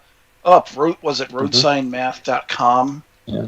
So there, you see that little sign right there. That's where they're saying you get off here to go to the Hank Williams Memorial, which maybe I'll do one day. I don't know. I don't see Radar sticking his head out here. So at the north end of this bypass, I'll have a little. Most of these exits have been here since when the road was built. This bypass of Oak Hill for what would have been US 21. This predates, to my knowledge, and someone can be more than happy to correct me if I'm wrong, this predates Corridor L right here. This was a US 21 bypass that got absorbed, for lack of a better word. I mean, it's a nice little, it is a freeway. There is somewhere here, it mentions where the 35th parallel is, so it kind of mentions, I think it's coming up here. It's there's a sign that says 38th parallel. 38th, Is it at for the Korean Highway .35849 coming up here? But there is a sign for that it mentions it where, it's the same as the Korean, for the Korean War, where the DMZ and everything is, and I think it's right around this corner. Yes, it is. I don't know if you guys are ahead of me or not, but yeah, the blue ADH Matthew Wongs, they have had those at least since 2007, if not sooner. I know after I came back from New York and moved back to North Carolina, going up and down, I noticed them the first time in 2007. I don't remember them in 2004. I think, was it Steve who was talking about the blue markers and how they appear to be exclusive to West Virginia? They are, to my knowledge, and they have the letter, the corridor. I have a picture of one for someone mentioned 55.5. that they're also in Alabama, which I believe I've seen on the new. Although they look somewhat different, they're on the new I-22. Well, Okay, so so Alabama has is different colored shield. there's the 38th parallel sign. Yes. So coming here, this exit is actually new. It was built probably in the last 10 to 15 years. It used to be an at grade here, and there's a Domino's that used to be a KFC and stuff. I remember this from band trips and stuff we actually, and everything else. And then they had built this, but this exit was an at grade that was just north of this up till about probably in the last, sometime in the late 2000s. And you kind of can see, you'll be able to see where the wider median is, after this bridge.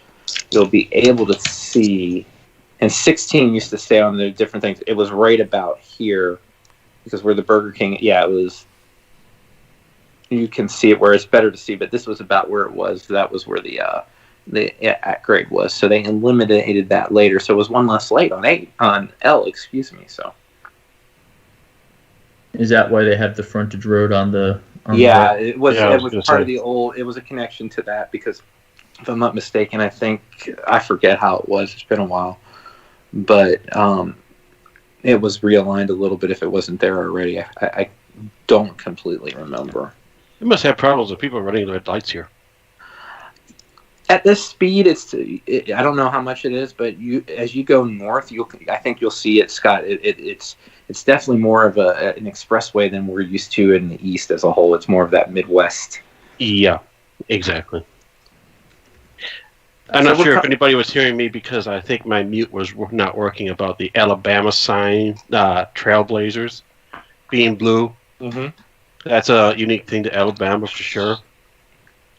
So we're now technically in Fayetteville, which is called the coolest small town, and a lot of it's because of the tourism with Corridor H. This is probably one of the best places next to Summersville. Your best stops to this Exxon station's been open for a couple of years. I remember I went into it when it first opened, and they still hadn't finished the men's room. I'm sorry.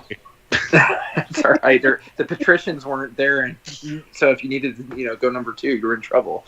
But anyway, coming up here, if I was saying, you're going to start seeing some commercial stuff. There's a Sheetz on the left, McDonald's, and different things. Taco Bell on the left coming Sheetz. up. Mm-hmm. Yep. If I don't know if it's this exit, it's not. Yeah, there's the Sheetz on the left, and there's a lot of different places.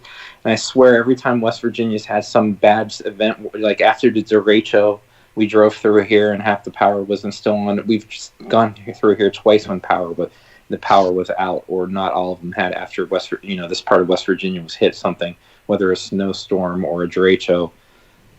Were they still making subs to order at that point? I don't know. I was just happy to get gas.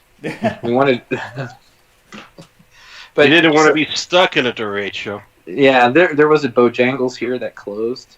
I think someone said they're moving into Columbus, Ohio now, but they tried northern things and it didn't work out here. So Fayetteville is the other. I mean, everyone talks about the Summersville speed trap, and there's a certain person that we like, out of Kentucky that always brings that up. I would say Fayetteville, they run the radar more in the past couple of years. Summersville, though it's well known, I haven't seen as much, and it's usually, and I'll show where they normally sit, and I know there's other stories, but the most common place I see when we get to Summersville. But Fayetteville, I've seen more radar, more local police presence than I've seen Summersville in the past 5 or so years. 19 itself? Mm-hmm. Mm. So we're coming into the town of Fayetteville, and obviously we're getting very close to the bridge. So the bridge is, if you're going north, it's right away. So if you want to take a 15-mile detail tour from the turnpike and you're going from like Florida up to Ohio, God forbid, or something like that, you can stop. And it's not that far of a tour. And when, driving as a kid, it was a good spot coming down to know where we're at. And so it was, it was a landmark. It was definitely a landmark. But it's not that far off of the West Virginia Turnpike that if you want to add an hour and a half to 2 hours on across, north-south or whatever trip, it's worth doing it. If you're just doing the Welcome Center, that it's less than an hour, be a little bit over an hour, but it's not too much.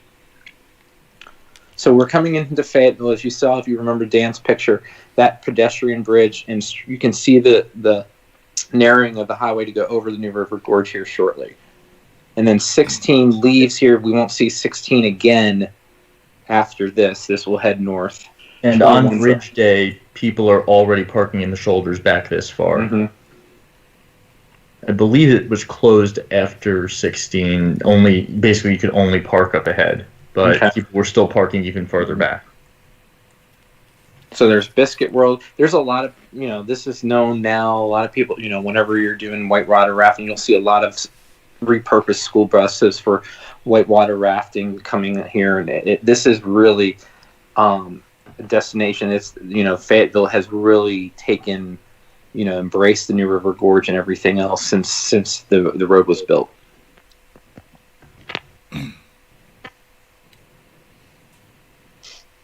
Oh, somebody gave you $2, I think. That's because somebody said there was a lack of money in their coffers. Oh. I'm sure, is that my friend Joe? Because he always likes to make fun of me. He always talks about loves. He always, it's a lovies. That's how they spell it. That's how we pronounce it. Yeah. So we're approaching it, and you might be able to see coming up what I was telling you about. There's Fayetteville Station Road, which is it actually will go to the left, and it goes under 19 as it heads down to the gorge. But you'll see, we're getting close to it. Oh, and, I see that now. Yeah, the hatch marks on the shoulder. Mm-hmm. Yep. Yep. And once here, now it's 65, so everybody's like, it's like coming out of the chute as soon as you're coming out of. Here's the bridge. Yeah. And when you drive it, it doesn't feel all that special because you can't really see over the side, and you can't see what's underneath you. It's not like going over the Bay Bridge or any of that stuff where it's white knuckle. It's definitely not a white knuckle bridge. No, it doesn't feel like it at all. It doesn't feel like you're 900 feet high either. And that's probably a good thing because, a lot of drivers are nervous when it comes to driving across bridges. We know that. All right. But yeah, this is probably until you finish crossing the bridge. Yeah, this is the anticlimactic trip across the bridge.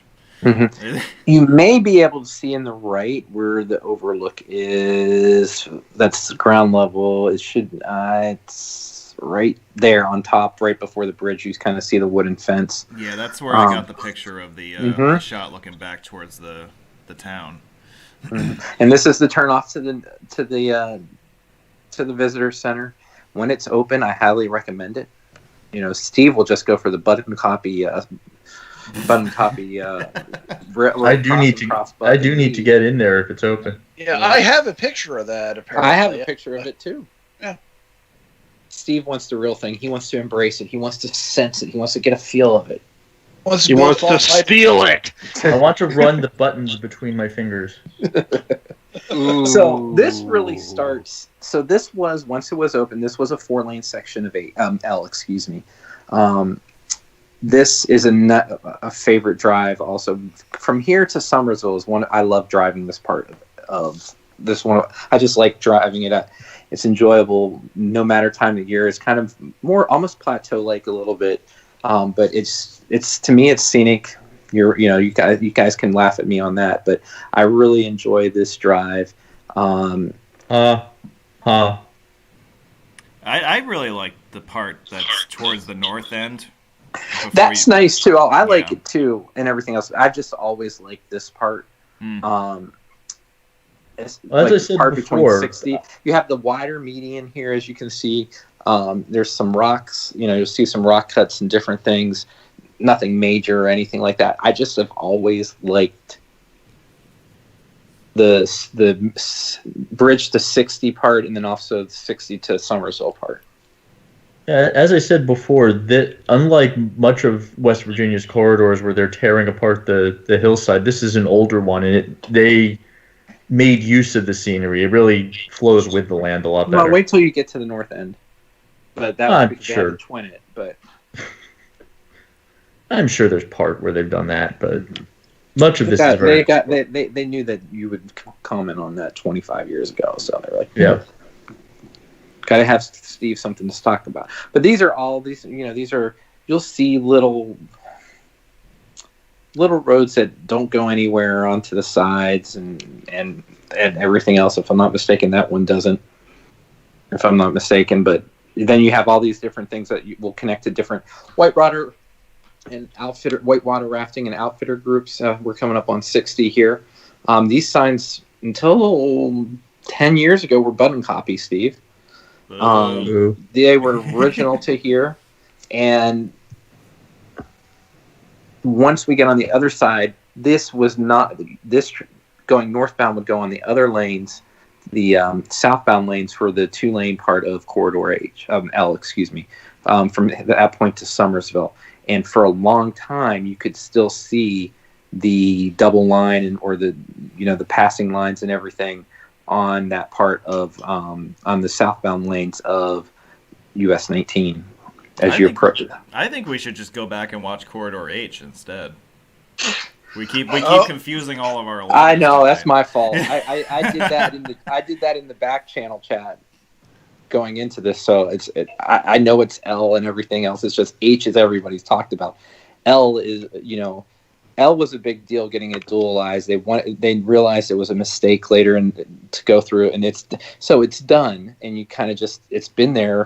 For me, I remember first time I remember going on it was 1985 on our way to Myrtle Beach. So at 4 a.m. So it's just been part. It's just always been there. So as I don't even call it L. It's just 19. Yeah, it's a part of your life. Yes, it is. It's like cotton. It's the fabric of my life.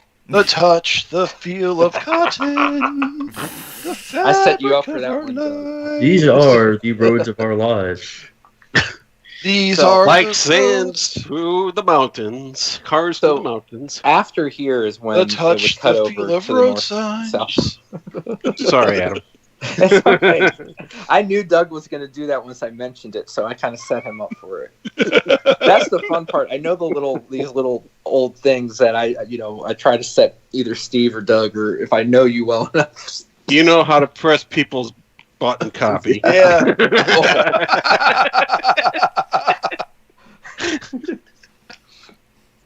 So then again, this was, I don't know when it was in the mid to late 90s. I remember going on band trips in mid 90s, and they were working on the widening of it. It was like a big deal on a lot of these bridges coming up. But this, like I said, is another nice drive. There's some lights as we get closer to Summersville. But this is all still new 19. Old 19 is West Virginia 41 and is approaching it, but we're not there yet. And it's just a nice, it's a great drive. It's an easy drive. Like you said, it's an hour. It's not that long. Summersville, yeah, you have to slow down there, but it's not too bad. I know people say the speed trap and the stoplights and the Canadian version of the AAA said, hey, they need, tell people to boycott it or whatever. But it's the traffic lights are more of a pain, honestly, than the speed, even though the speed is, I don't know. I've done it so much it doesn't bother me, and that's probably why. Yeah, so the Summersville speed trap, like, this is something I didn't even hear about until you just brought it up. I know that there are a bunch of traffic lights that we're going to come up to in a few minutes here, but it's interesting that the Canadian equivalent of AAA put out an advisory. I mean, it was a big MTR thing. For those not there, that was like the big conversation part of the hobby before the AA Roads Forum. And it still is. If you go into some of the West Virginia threads on the AA Roads Forum, you'll see people bitching about Summersville. Oh, that's a guy turning left. But it was a big... It is... I have a cousin that got pulled over, and all you did was take an online test. It was a money thing. But it's kind of less lately. And I mean, maybe it's me, and I've looked to see if there's been anything a lot with it. But it looks like in the last 5, 8, maybe 10 years, it's not been as big as a widely reported deal as it is. Yep. Somebody could be wrong. I could be wrong, and there's been recent stuff, but I haven't. I mean, it made the national news and different things like that, so it was well known at one point. Well, those municipalities want their money. Mm. Yeah, so when I spent a week one night in Summersville. I actually stayed right after I moved to North Carolina in 2001. I sometimes in the summer when I would go up to my parents in Pennsylvania, I like to split the trip up. I would drive halfway. Granted, I mean, it's only 7-8 hours, but I drive halfway and then stay the night and go up. That way I can just explore some more roads and different things. Usually did Charlottesville, but the first time I did Summersville. So I've actually stayed the night in Summersville. Yeah, so when I drove Corridor L up, knowing that there was the speed trap in Summersville, I made sure to watch my speed. I don't feel like getting a ticket, so... And unfortunately, I don't have any really good stories about L as well as I do with the West Virginia Turnpike, sorry. You're watching your speed while you're driving? Doug, you should be doing drugs. So this was one of the bridges that were twin. This was a twin bridge during when they did this. This was only one, so this, the twinning was a big deal. So you see all these cars on the left, on the shoulder. They will walk down. They're parking. They have kayaks. They're fishing. They're doing different things, and they're boats and stuff. And they just go off the side here. So, it's amazing that they haven't really done any parking areas there. Up here, there's another parking. Some people will park up here to go on another side. A few things, but one of the unique things about this drive is you'll see is the outdoor enthusiasts, just parking off the side road and going down to the lake or whatever. Not like a little organized crash. That was the Meadow River that we crossed over a minute ago. That's another supposedly signature high-level bridge along the corridor. It is.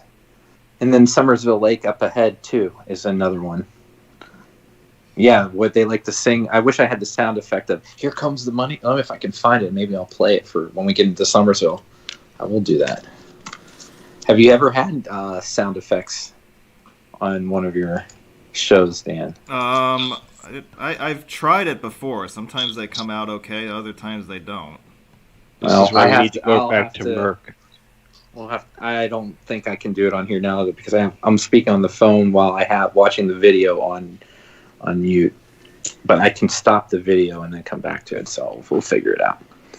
Yes, the old Merck days when we had sounds, that made it more fun. Yeah. Ew. I still have the sound file. I still have those sounds on my hard drive, so yeah, that's another. Killer's opinion brings up a good point about copyright. Nowadays, everybody's the commissioner of the No Fun League. So that's if you true. play a little Fair bit point, of a soundbite, well, yeah, like that's why I don't play like FM radio in the car when I'm filming because YouTube is gonna block it. Well, just think it's just the sounds of you're immersing people in the sounds of the highway. Well, they've gotten better lately at they just tell you can't monetize this video, but very few of them get blocked anymore. It depends on who's it depends on who's putting in a claim too. Different groups so are I won't do it. bigger asses about it than others. Yeah, if you're playing the radio and you've got a bunch of different songs on, chances are one of them is going to trigger it. But if it's a short, I do bridge like videos, so one song, maybe two songs. There's a decent chance it makes it through. It's likely why that you have the news on your videos, Dan, instead of music. Yeah, they can't copyright 1010 wins. Yeah. So they give you 22 minutes. You give them the world. Oh gosh, KQV used to do that's copyrighted, Doug. Rats. You just blocked this video. No, I kind of altered it. A little bit, not much though. So, I guess more and what I like about this drive is just that because it's no lights and it's just it's not. I mean. The scenery, some people might not like it. It's nice in the fall and especially in the winter and everything. And we're coming up 129, so this is if I'm not mistaken, this is the first light before Summersville. So the lights start to pick up here. You think I've driven this enough times, I know where every traffic light is. It's just sometimes there is a traffic light here. And I think some of these lights might be original to the construction of Corridor L. Yep, we got traffic lights. And Scott, to your point, they have had, I'm sure, but I can always remember they've had these flashing signal ahead lights, in different formats based as standards have changed and sign reflectivity. But for going on 30 plus years now, close to 30 plus years now, it's I've always seen that, and I'm like I said, I'm pretty sure some of these lights might be still original to the construction of the highway. So we're still on. Well, not anything. Old 19 is coming up here. We'll see it in a little bit, but it's not here yet. So this is all when L opened. They moved everything up onto 19 onto here. You might have noticed this is a detour now. Yeah, this is one of those West Virginia Turnpike detours after they had some bad crashes. Yeah, so did we talk about the detour system on the Turnpike? We did a little bit. I think unfortunately the incidents at the Beckley Service Plaza overtook it, but yes. Yeah, I think there are 5 or 6 different officially bannered detours. They're lettered A through E or F. And this one in particular swings you all the way up to Sutton before you come back south on 79 to Charleston. It's the official detour of the northern half of the Turnpike. So we're coming up on this part of 41 is kind of where there's a little extension of Old 19 beyond this, but for all intents and purposes, this is where 19 pretty much left off.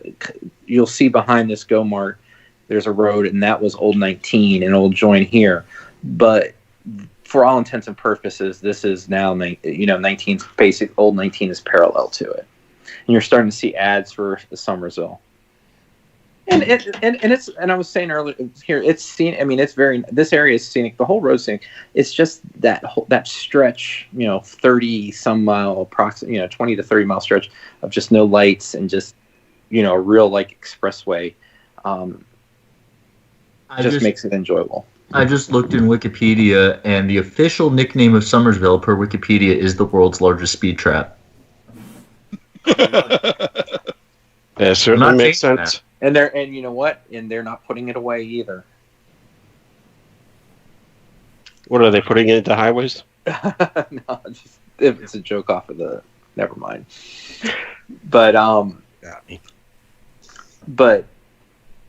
so we're coming in. Summersville Lake is on, and it's interesting. Summersville Lake will be up and down, so you can see how deep some of these rock cuts are, and different things. You can see it at the lake that we just passed, and also Summersville Lake.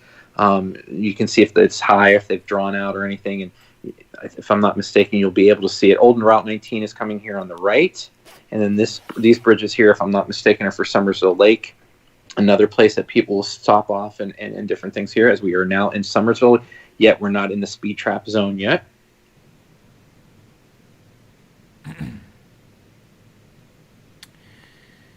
This is that bridge, right? Yeah, this is another bridge that was dualized in the 90s.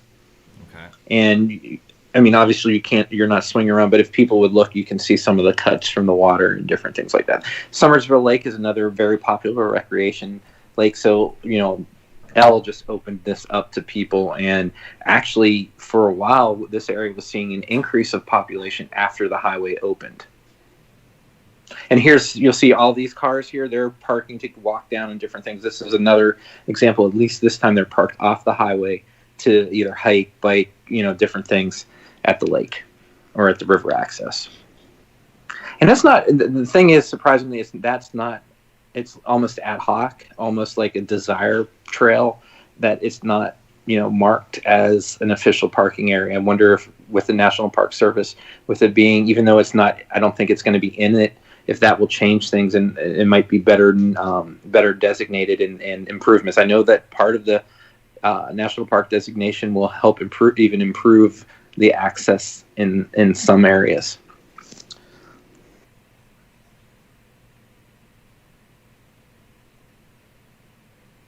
And that goes off to Summerville Lake too. So we're starting to approach the dreaded speed trap zone. As we come up the hill, there will be a Burger King on the right. You'll see the 50 mile an hour.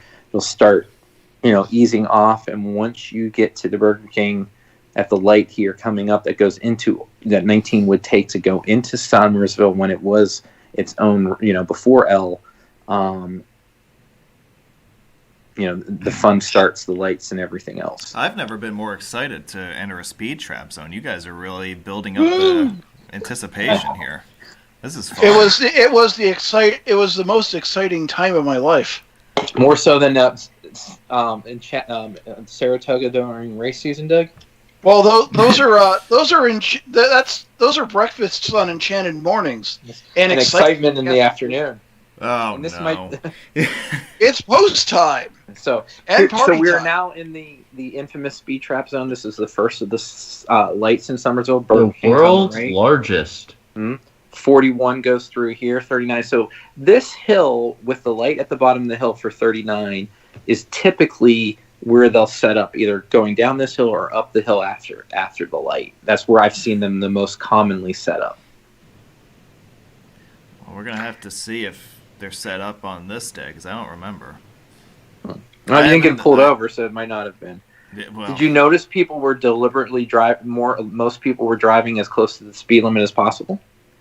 I tend to take notice of how fast the pack is going. Mm-hmm. There wasn't much of a pack in this instance. I see that. So nothing here, but as you go up the hill, they would sit in the median. They usually sit in the medians here. Yeah. And that's been my history of seeing things. And it's usually after this late going up this hill. I've heard stories that they have parked in the McDonald's parking lot on the north end of the bypass, and then we'll get you. I've never seen that. If your Dan goes passing people, it's dangerous. That's right. But this is a popular spot right here. I'm whizzing along.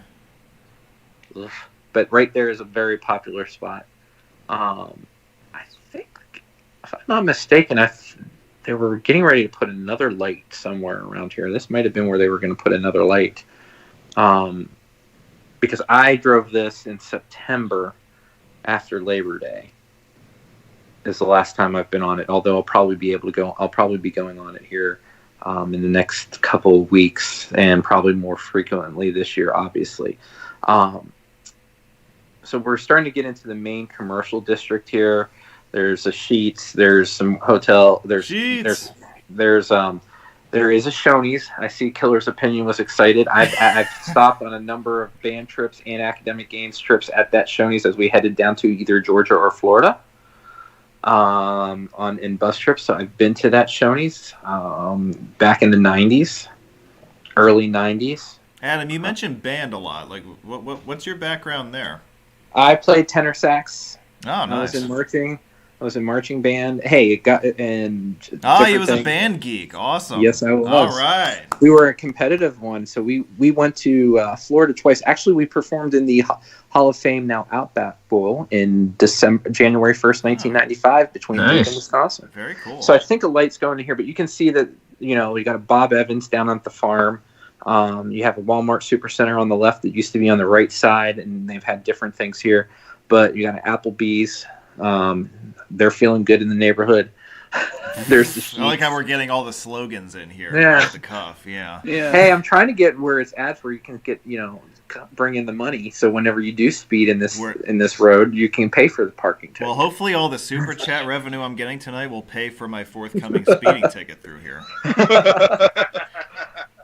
And if you haven't already, you can like this video, subscribe, use the super chat, and join our So this is one of the lights. Little money size. You see the Taco Bell.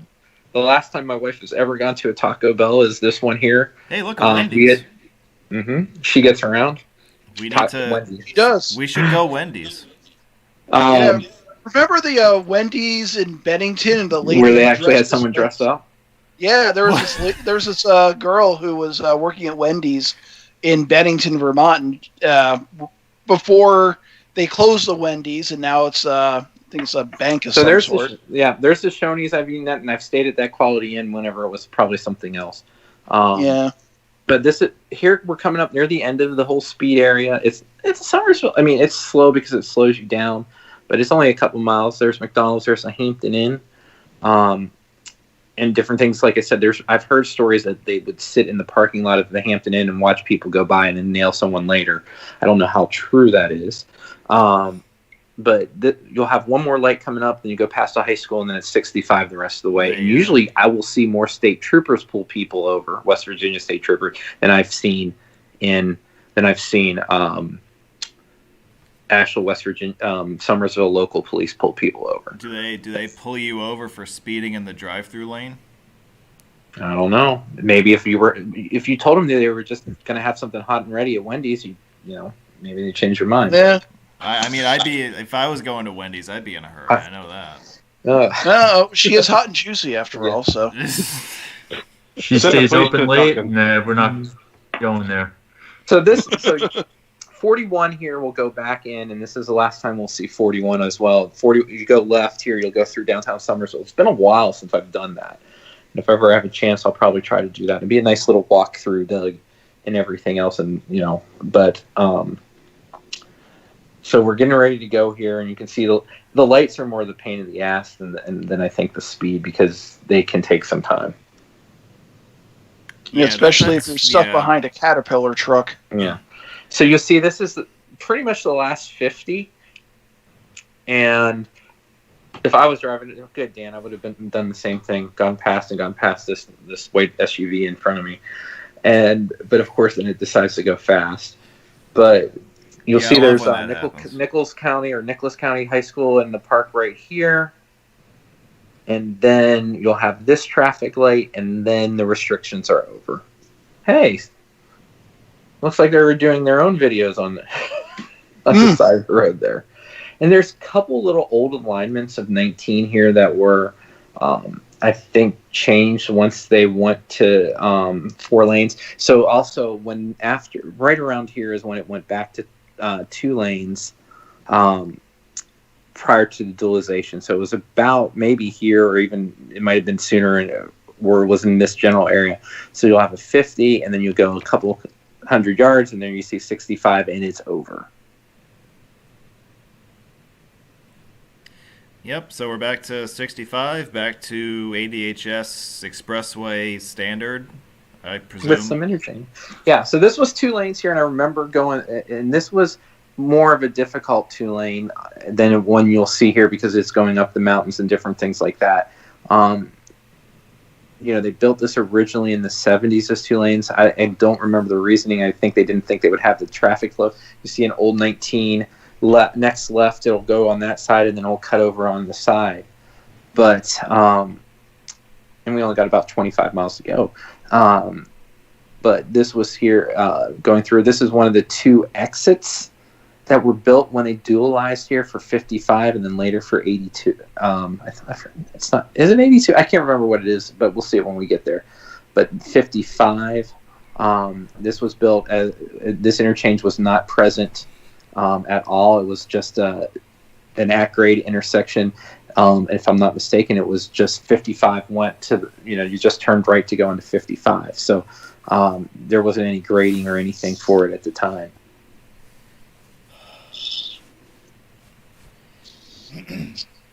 I'm sure you guys are going, wow, I hope I'm not going in too much detail on this.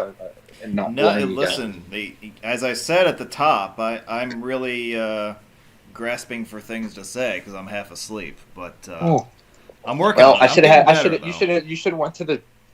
went on a trip to Durham with an 8 and a 5-year-old today, or going on 5-year-old today. It would have kept you awake. Oh yeah. And then you would have been more tired now, but yeah. But I'm good. I was so excited this morning to get my vaccine. I was up at 4 a.m. I jumped right out of bed. Colton got up at 4 a.m. this morning, so it's just excited as you, and he didn't even know it. I got up at 7, and for me, that's like 4. So one about throughout L, and I think it's on all the corridors, is that you get the advance notice of the county, the secondary routes, etc. So, like I said, this was 55, and then there's, if I'm not mistaken, I'm looking here on the map. After that exit, the old 19 is now on the right. You can't see it. It kind of dead ends here. So if you get off the exit, 55 will go this, and then it turns right. So old 19, you got off the exit, turned right, you follow it. Old 19 is just off to the side there. And it parallels it to this on the south side, or on the east side of 19 for a while. And I don't know if I can't remember if that was just old 19 prior to them building L or not. I'm pretty sure it was prior to building L, and then some of this was dualized. But that interchange was totally new. And that's, when I go southbound on this, I'm like, oh great, Summersville's coming up. So now that we're starting to leave West Virginia after this week, can somebody explain the fractional highways? Basically, my understanding is, and Steve probably knows it best, it takes the main route, and if it's fractional, it's like a branch off of the main number. So it'd be like 19/3, 19/2. It's like a branch off it's based off the 19 is your main number. And then you have other numbers, but if you saw a fractional, it's basically a branch or something off the main number. But I could be wrong. Very haphazard with what they consider to be a branch and what they don't. I've been on fractional routes that suddenly you found yourself on a different one that connects to a different parent highway, and you have no idea where either one of them may have turned off, because all these back roads are basically paved tire tracks, so you often don't even see where a road goes up a hill. But that you also can never really tell why some routes are fractional and some aren't. They have secondary routes that are whole numbers, and there's no guarantee that those are any better than the fractional ones or not. They're just... and many of the West Virginia's 3-digit numbers, like 612 that we saw earlier, are basically fractional numbers made whole. Not by any division, they just put the two together. Right, and improve the highway. Uh-huh. Good point. So that would have been 61 over 2. Mm-hmm. It's 30 and a half. Mm. I was mentioning, but I may have muted, but it's uncoincidental that 19 over 43 is 0.38 something near the 38th parallel that you were talking about. Mm-hmm. There's a sign. It just says you've crossed the 38th parallel or whatever, and it says, in salute to our Korean War veterans, and that's no kill. So gets impressive. There's going to be some great mountain climbs, some 3 lanes here as we get towards 79. There's a scenic view at mile 55.5. No facilities, but I've stopped there with the kids to stretch, stopped there myself to get pictures, and we'll get to that as it's coming down. But you'll start seeing some impressive hill climbs. I've been in it, driving in, where it's rain at the bottom, and as you get to the top, it's snow. To give you an idea of how the weather can be at this. But this is a nice drive, and you know what, Steve? It is a very good drive, and you can say it's better, or Dan, whoever said it. I like it just as much. For some reason, I just like that flat, desolate between the two. But this is a fun drive as well. Very fun drive.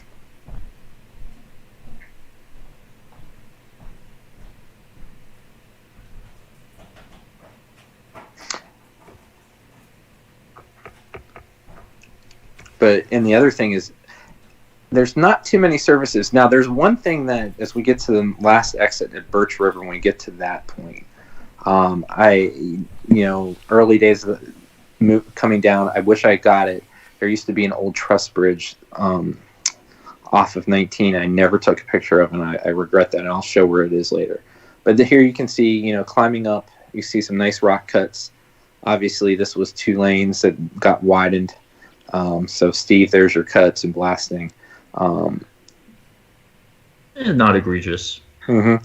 And we're getting ready to climb down. I'm trying to see here.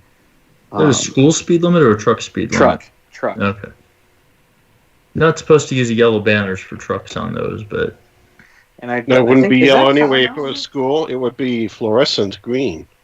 That's optional, I think, for speed limits.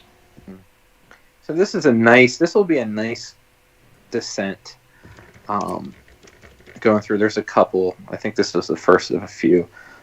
There's a monument here, Young's Monument. I've never gone to see that monument. I know Brian Powell has. But, there's little things that if you just wanted to see what's around, there's not too much, really. Steve would be excited. At one area, there's an adult bookstore he can stop at, but...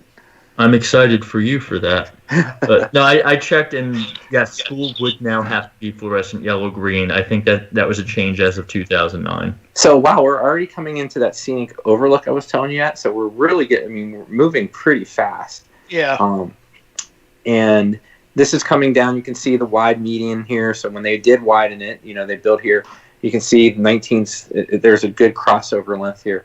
So we'll come down, and the scenic overlook is on your right. It is accessible northbound, too. You have to cross over traffic, but it's not too dangerous at all. And this will lead down to this is a nice Birch River. Mm-hmm. And you can see the rock cut. Supposedly there's a goat that hangs out up there. I have it in the Corridor L feature I wrote, but there's a goat that hangs out around here. But you hear scenic, is its name Tom Brady? Yeah, scenic overview, and it's not bad. If maybe we'll get a glimpse of it here as we round the bend. Not so much, but it's a nice view of the valley and the mountain, the mountains around. So if you want to stop or stretch or change the kid's diaper, in that case. Here's a good chance to, or just empty the trash. They do have trash cans there, but no facilities. Oh wow! I see Brent Hooten. That's a name from MTR that I remember from years back. Mm-hmm. Wow. Yeah, that actually takes me back. So this is 82, not related to the 82 that we saw, but this is the Birch River exit at the bottom of this hill, and it's not related to County Route 82 or Secondary 82 at all. Fact, and that also this interchange is new to the dualization that was done in the 90s.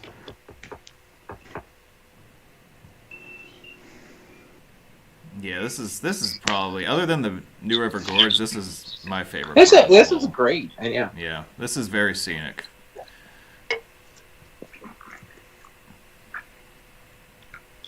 There's a gas station here and stuff, so if you needed to stop and get some stuff, there's a few things here. But really, between some, you have to go up to, go north on 19, on 79 to Sutton, or actually Flatwoods, to really get anything as you're going. If you need to stop or anything like that, there's a lot of stuff in Flatwoods, including a Moe's and a truck stop. Welcome to Moe's. We stop there often. It's actually a nice Moe's. It's actually really nice. So we'll go 80, as you can see, 82, and then as we climb to 79, Old 19 will actually bear off. It's Old Turnpike Road, and that will head towards Sutton and everything else. And the connection from that point to 79 was new as well.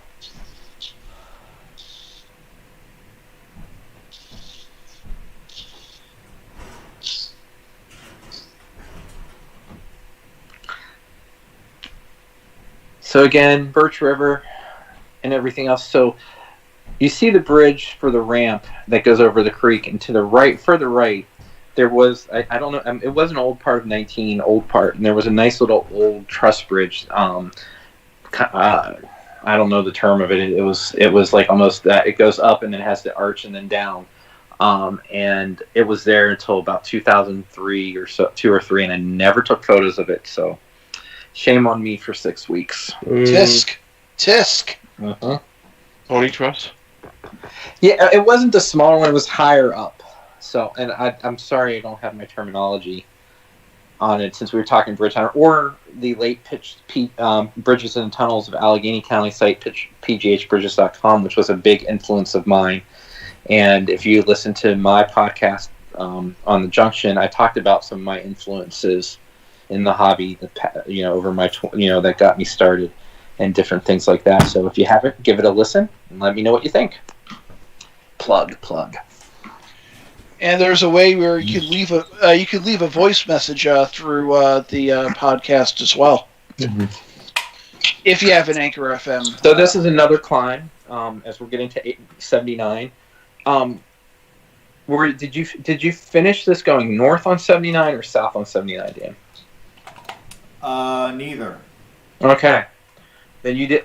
Then I don't know if you caught the parking area that was the old ramp that when they dualized, they changed the ramp. They built a new ramp, and you can still see the old ramp from the original interchange when they started Corridor L 70 years ago. So Old Turnpike Road is Old 19 that heads to Sutton. So once we go that, we're on a new part. This is new L that 19 was never a part of. So 19 never connected 79 and 57 at exit 57. I think that that Old Turnpike Road, it's 19. I want to say 19 over 40. Thank you. Let's looking at the Google Maps. That seems to make the most sense. Yeah, 19 over 40. Mm-hmm. Yeah. So there's not too much here. But this is a nice climb. We're closing in on the end. But if you go to Google Maps, the ramp to 79 North is more of a higher speed ramp than they used to have when the road was first built.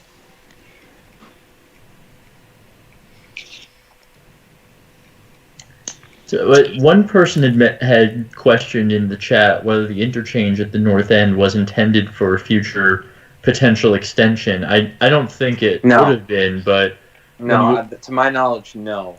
So when you mentioned that the more direct ramp was added more recently, so I guess looking at that, the ramp that it looks like there was more of a simple diamond there than they added. Yeah. You still have the loop. You still have the loop because you're coming up a pretty strong hill from 79 south to it to get to the interchange. It's a pretty decent climb. Yeah. So that's why it's a loop ramp. That loop ramp's been there. but the ramp from from L north to 79 north was more of a straight right hand versus where it ends now and it splits, and you have more of a sweeping exit to get on 79 north. The old ramp, part of it is a park and ride area, and then you can still the concrete and the pavement of the old ramp is still there, almost to where the new ramp ties into it. So if you have a chance, Steve, you probably can go satellite on Google Maps and you can see it. As long as no one else does and just me.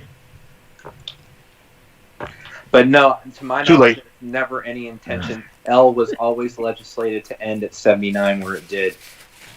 There's really nothing to it. It pretty much dies as a gravel road. Just man, I didn't realize that ramp there. I thought that ramp was for left turns. I didn't zoom in that closely. That whole thing is, yeah, okay. Ghosted. That's probably a cop hangout. I've driven past there so many times in 79. I never thought anything of look that. how I helped you. Look what I did for you. Yeah, I guess I'm useful for something every we'll now. keep you around. Oh, thank you. That's got to be a place for cops hanging out. Oh yeah. So, like I said, the approach to 79 is really not anything to script. You're just like, okay, I'm ready to get on 79 now. In my case, since I drive it so much, it's just like, all right, when can I get on 79 so I'm on the next leg home? Are we there yet? Are we there yet? Are we there yet? Oh, my kids did that today.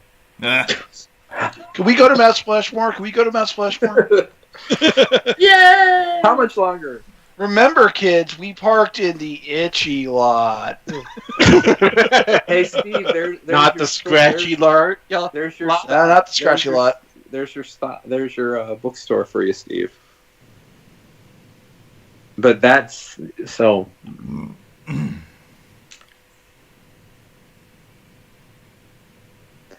It says I-79. It just seems like 79 is closer than it is when you come here. I've always thought the measurements on the signs as you get closer aren't correct. But Stop actually looking turns at out the they're pretty right-hand good. mirror and you'll find out. What's that? Looking at the right-hand rearview mirror, and it won't be closer. Mhm. The ghost ramp is at the 79 interchange, which we're coming up to. Which I bet we won't get to see. Oh, Well, I guess Dan will just have to come back and relive his West Virginia fantasies. I guess, yeah, that'll be the next round of West Virginia. He can have a ballet from a girl from Buchanan.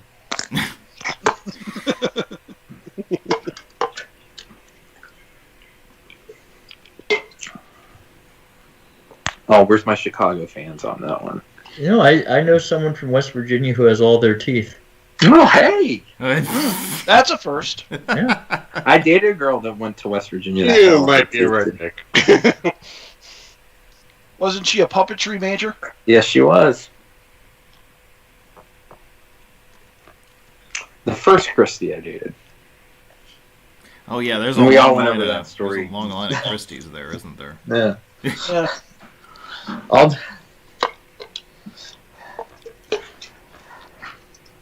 So we're coming up to 79, and it basically will split off, and you'll see with the ramp, but we'll see where Dan shuts down here. I know you guys are not anticipating me to do what I'm about to do on this video. So I don't want to get in a wreck. maybe, you never know. I don't Did you know. say get in a wreck or getting erect? Because I don't want to see either.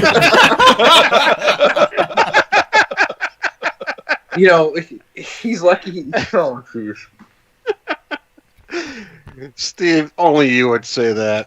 Thank you, I'm just Steve. clarifying for the record. Yes. This Sure you this is why anytime I do one of these, I want you on the show just for the back and forth. You and Doug.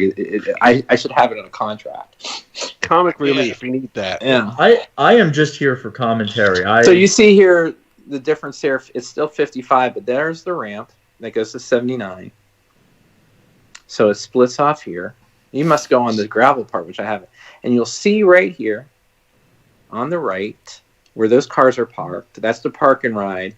and that's where if you turned right there, you would be going on the old ramp to 79 north, 79 north. Mm-hmm. That's probably And that's where but he's going to follow a detour to the left here. that's good. I've never used that ramp, so no, he's going to go straight. Aha. I've not done that either. Yeah. This is the Not going anywhere anytime soon. Ooh, a roadway whiz plot twist. Did that say freeway ends? Pavement. It said pavement. Oh, I'm sorry. Yep, pavement ends here. There's the no trucks sign at the end of the street there. This is a good stopping place. Notice, road not available. Yep, that's as far as we're going to go. We have reached the end of Corridor L. Can you believe it? Holy I can. cow. 79 signs on I this can believe side. it now. Yeah. I like that line. This is Corridor L and a half. L over 2. I like that. That's a good line. That's the line of the night. Well Congratulations, done. Yes. Jeremy. +1 to you. Guys, thank you so much for that little. No, you're very welcome. For narrating You're that welcome. little drive. Always a pleasure. L is a very concise highway. It's an easy one to complete in one sitting, but obviously, while you're on it, you might as well check out the new River Gorge area and everything that it has to offer. I know that we've posted links in the live chat as the evening has gone on about the national park land, the national rec area, the bridge itself. Some of the other places we went through. Yeah, so definitely check all that out if you're ever on 19 through Central West Virginia. Adam and Doug joined us tonight from Gribble Nation. Steve joined us from Alps Roads, and Scott joined us from Scotland. I enjoy. It was great having all of them with us. It's always great to have them. Don't forget about tomorrow's show. More toll roads talk for you guys. You asked, and we're going to deliver. So that'll be episode 3 of that new sensation roundtable discussion. See,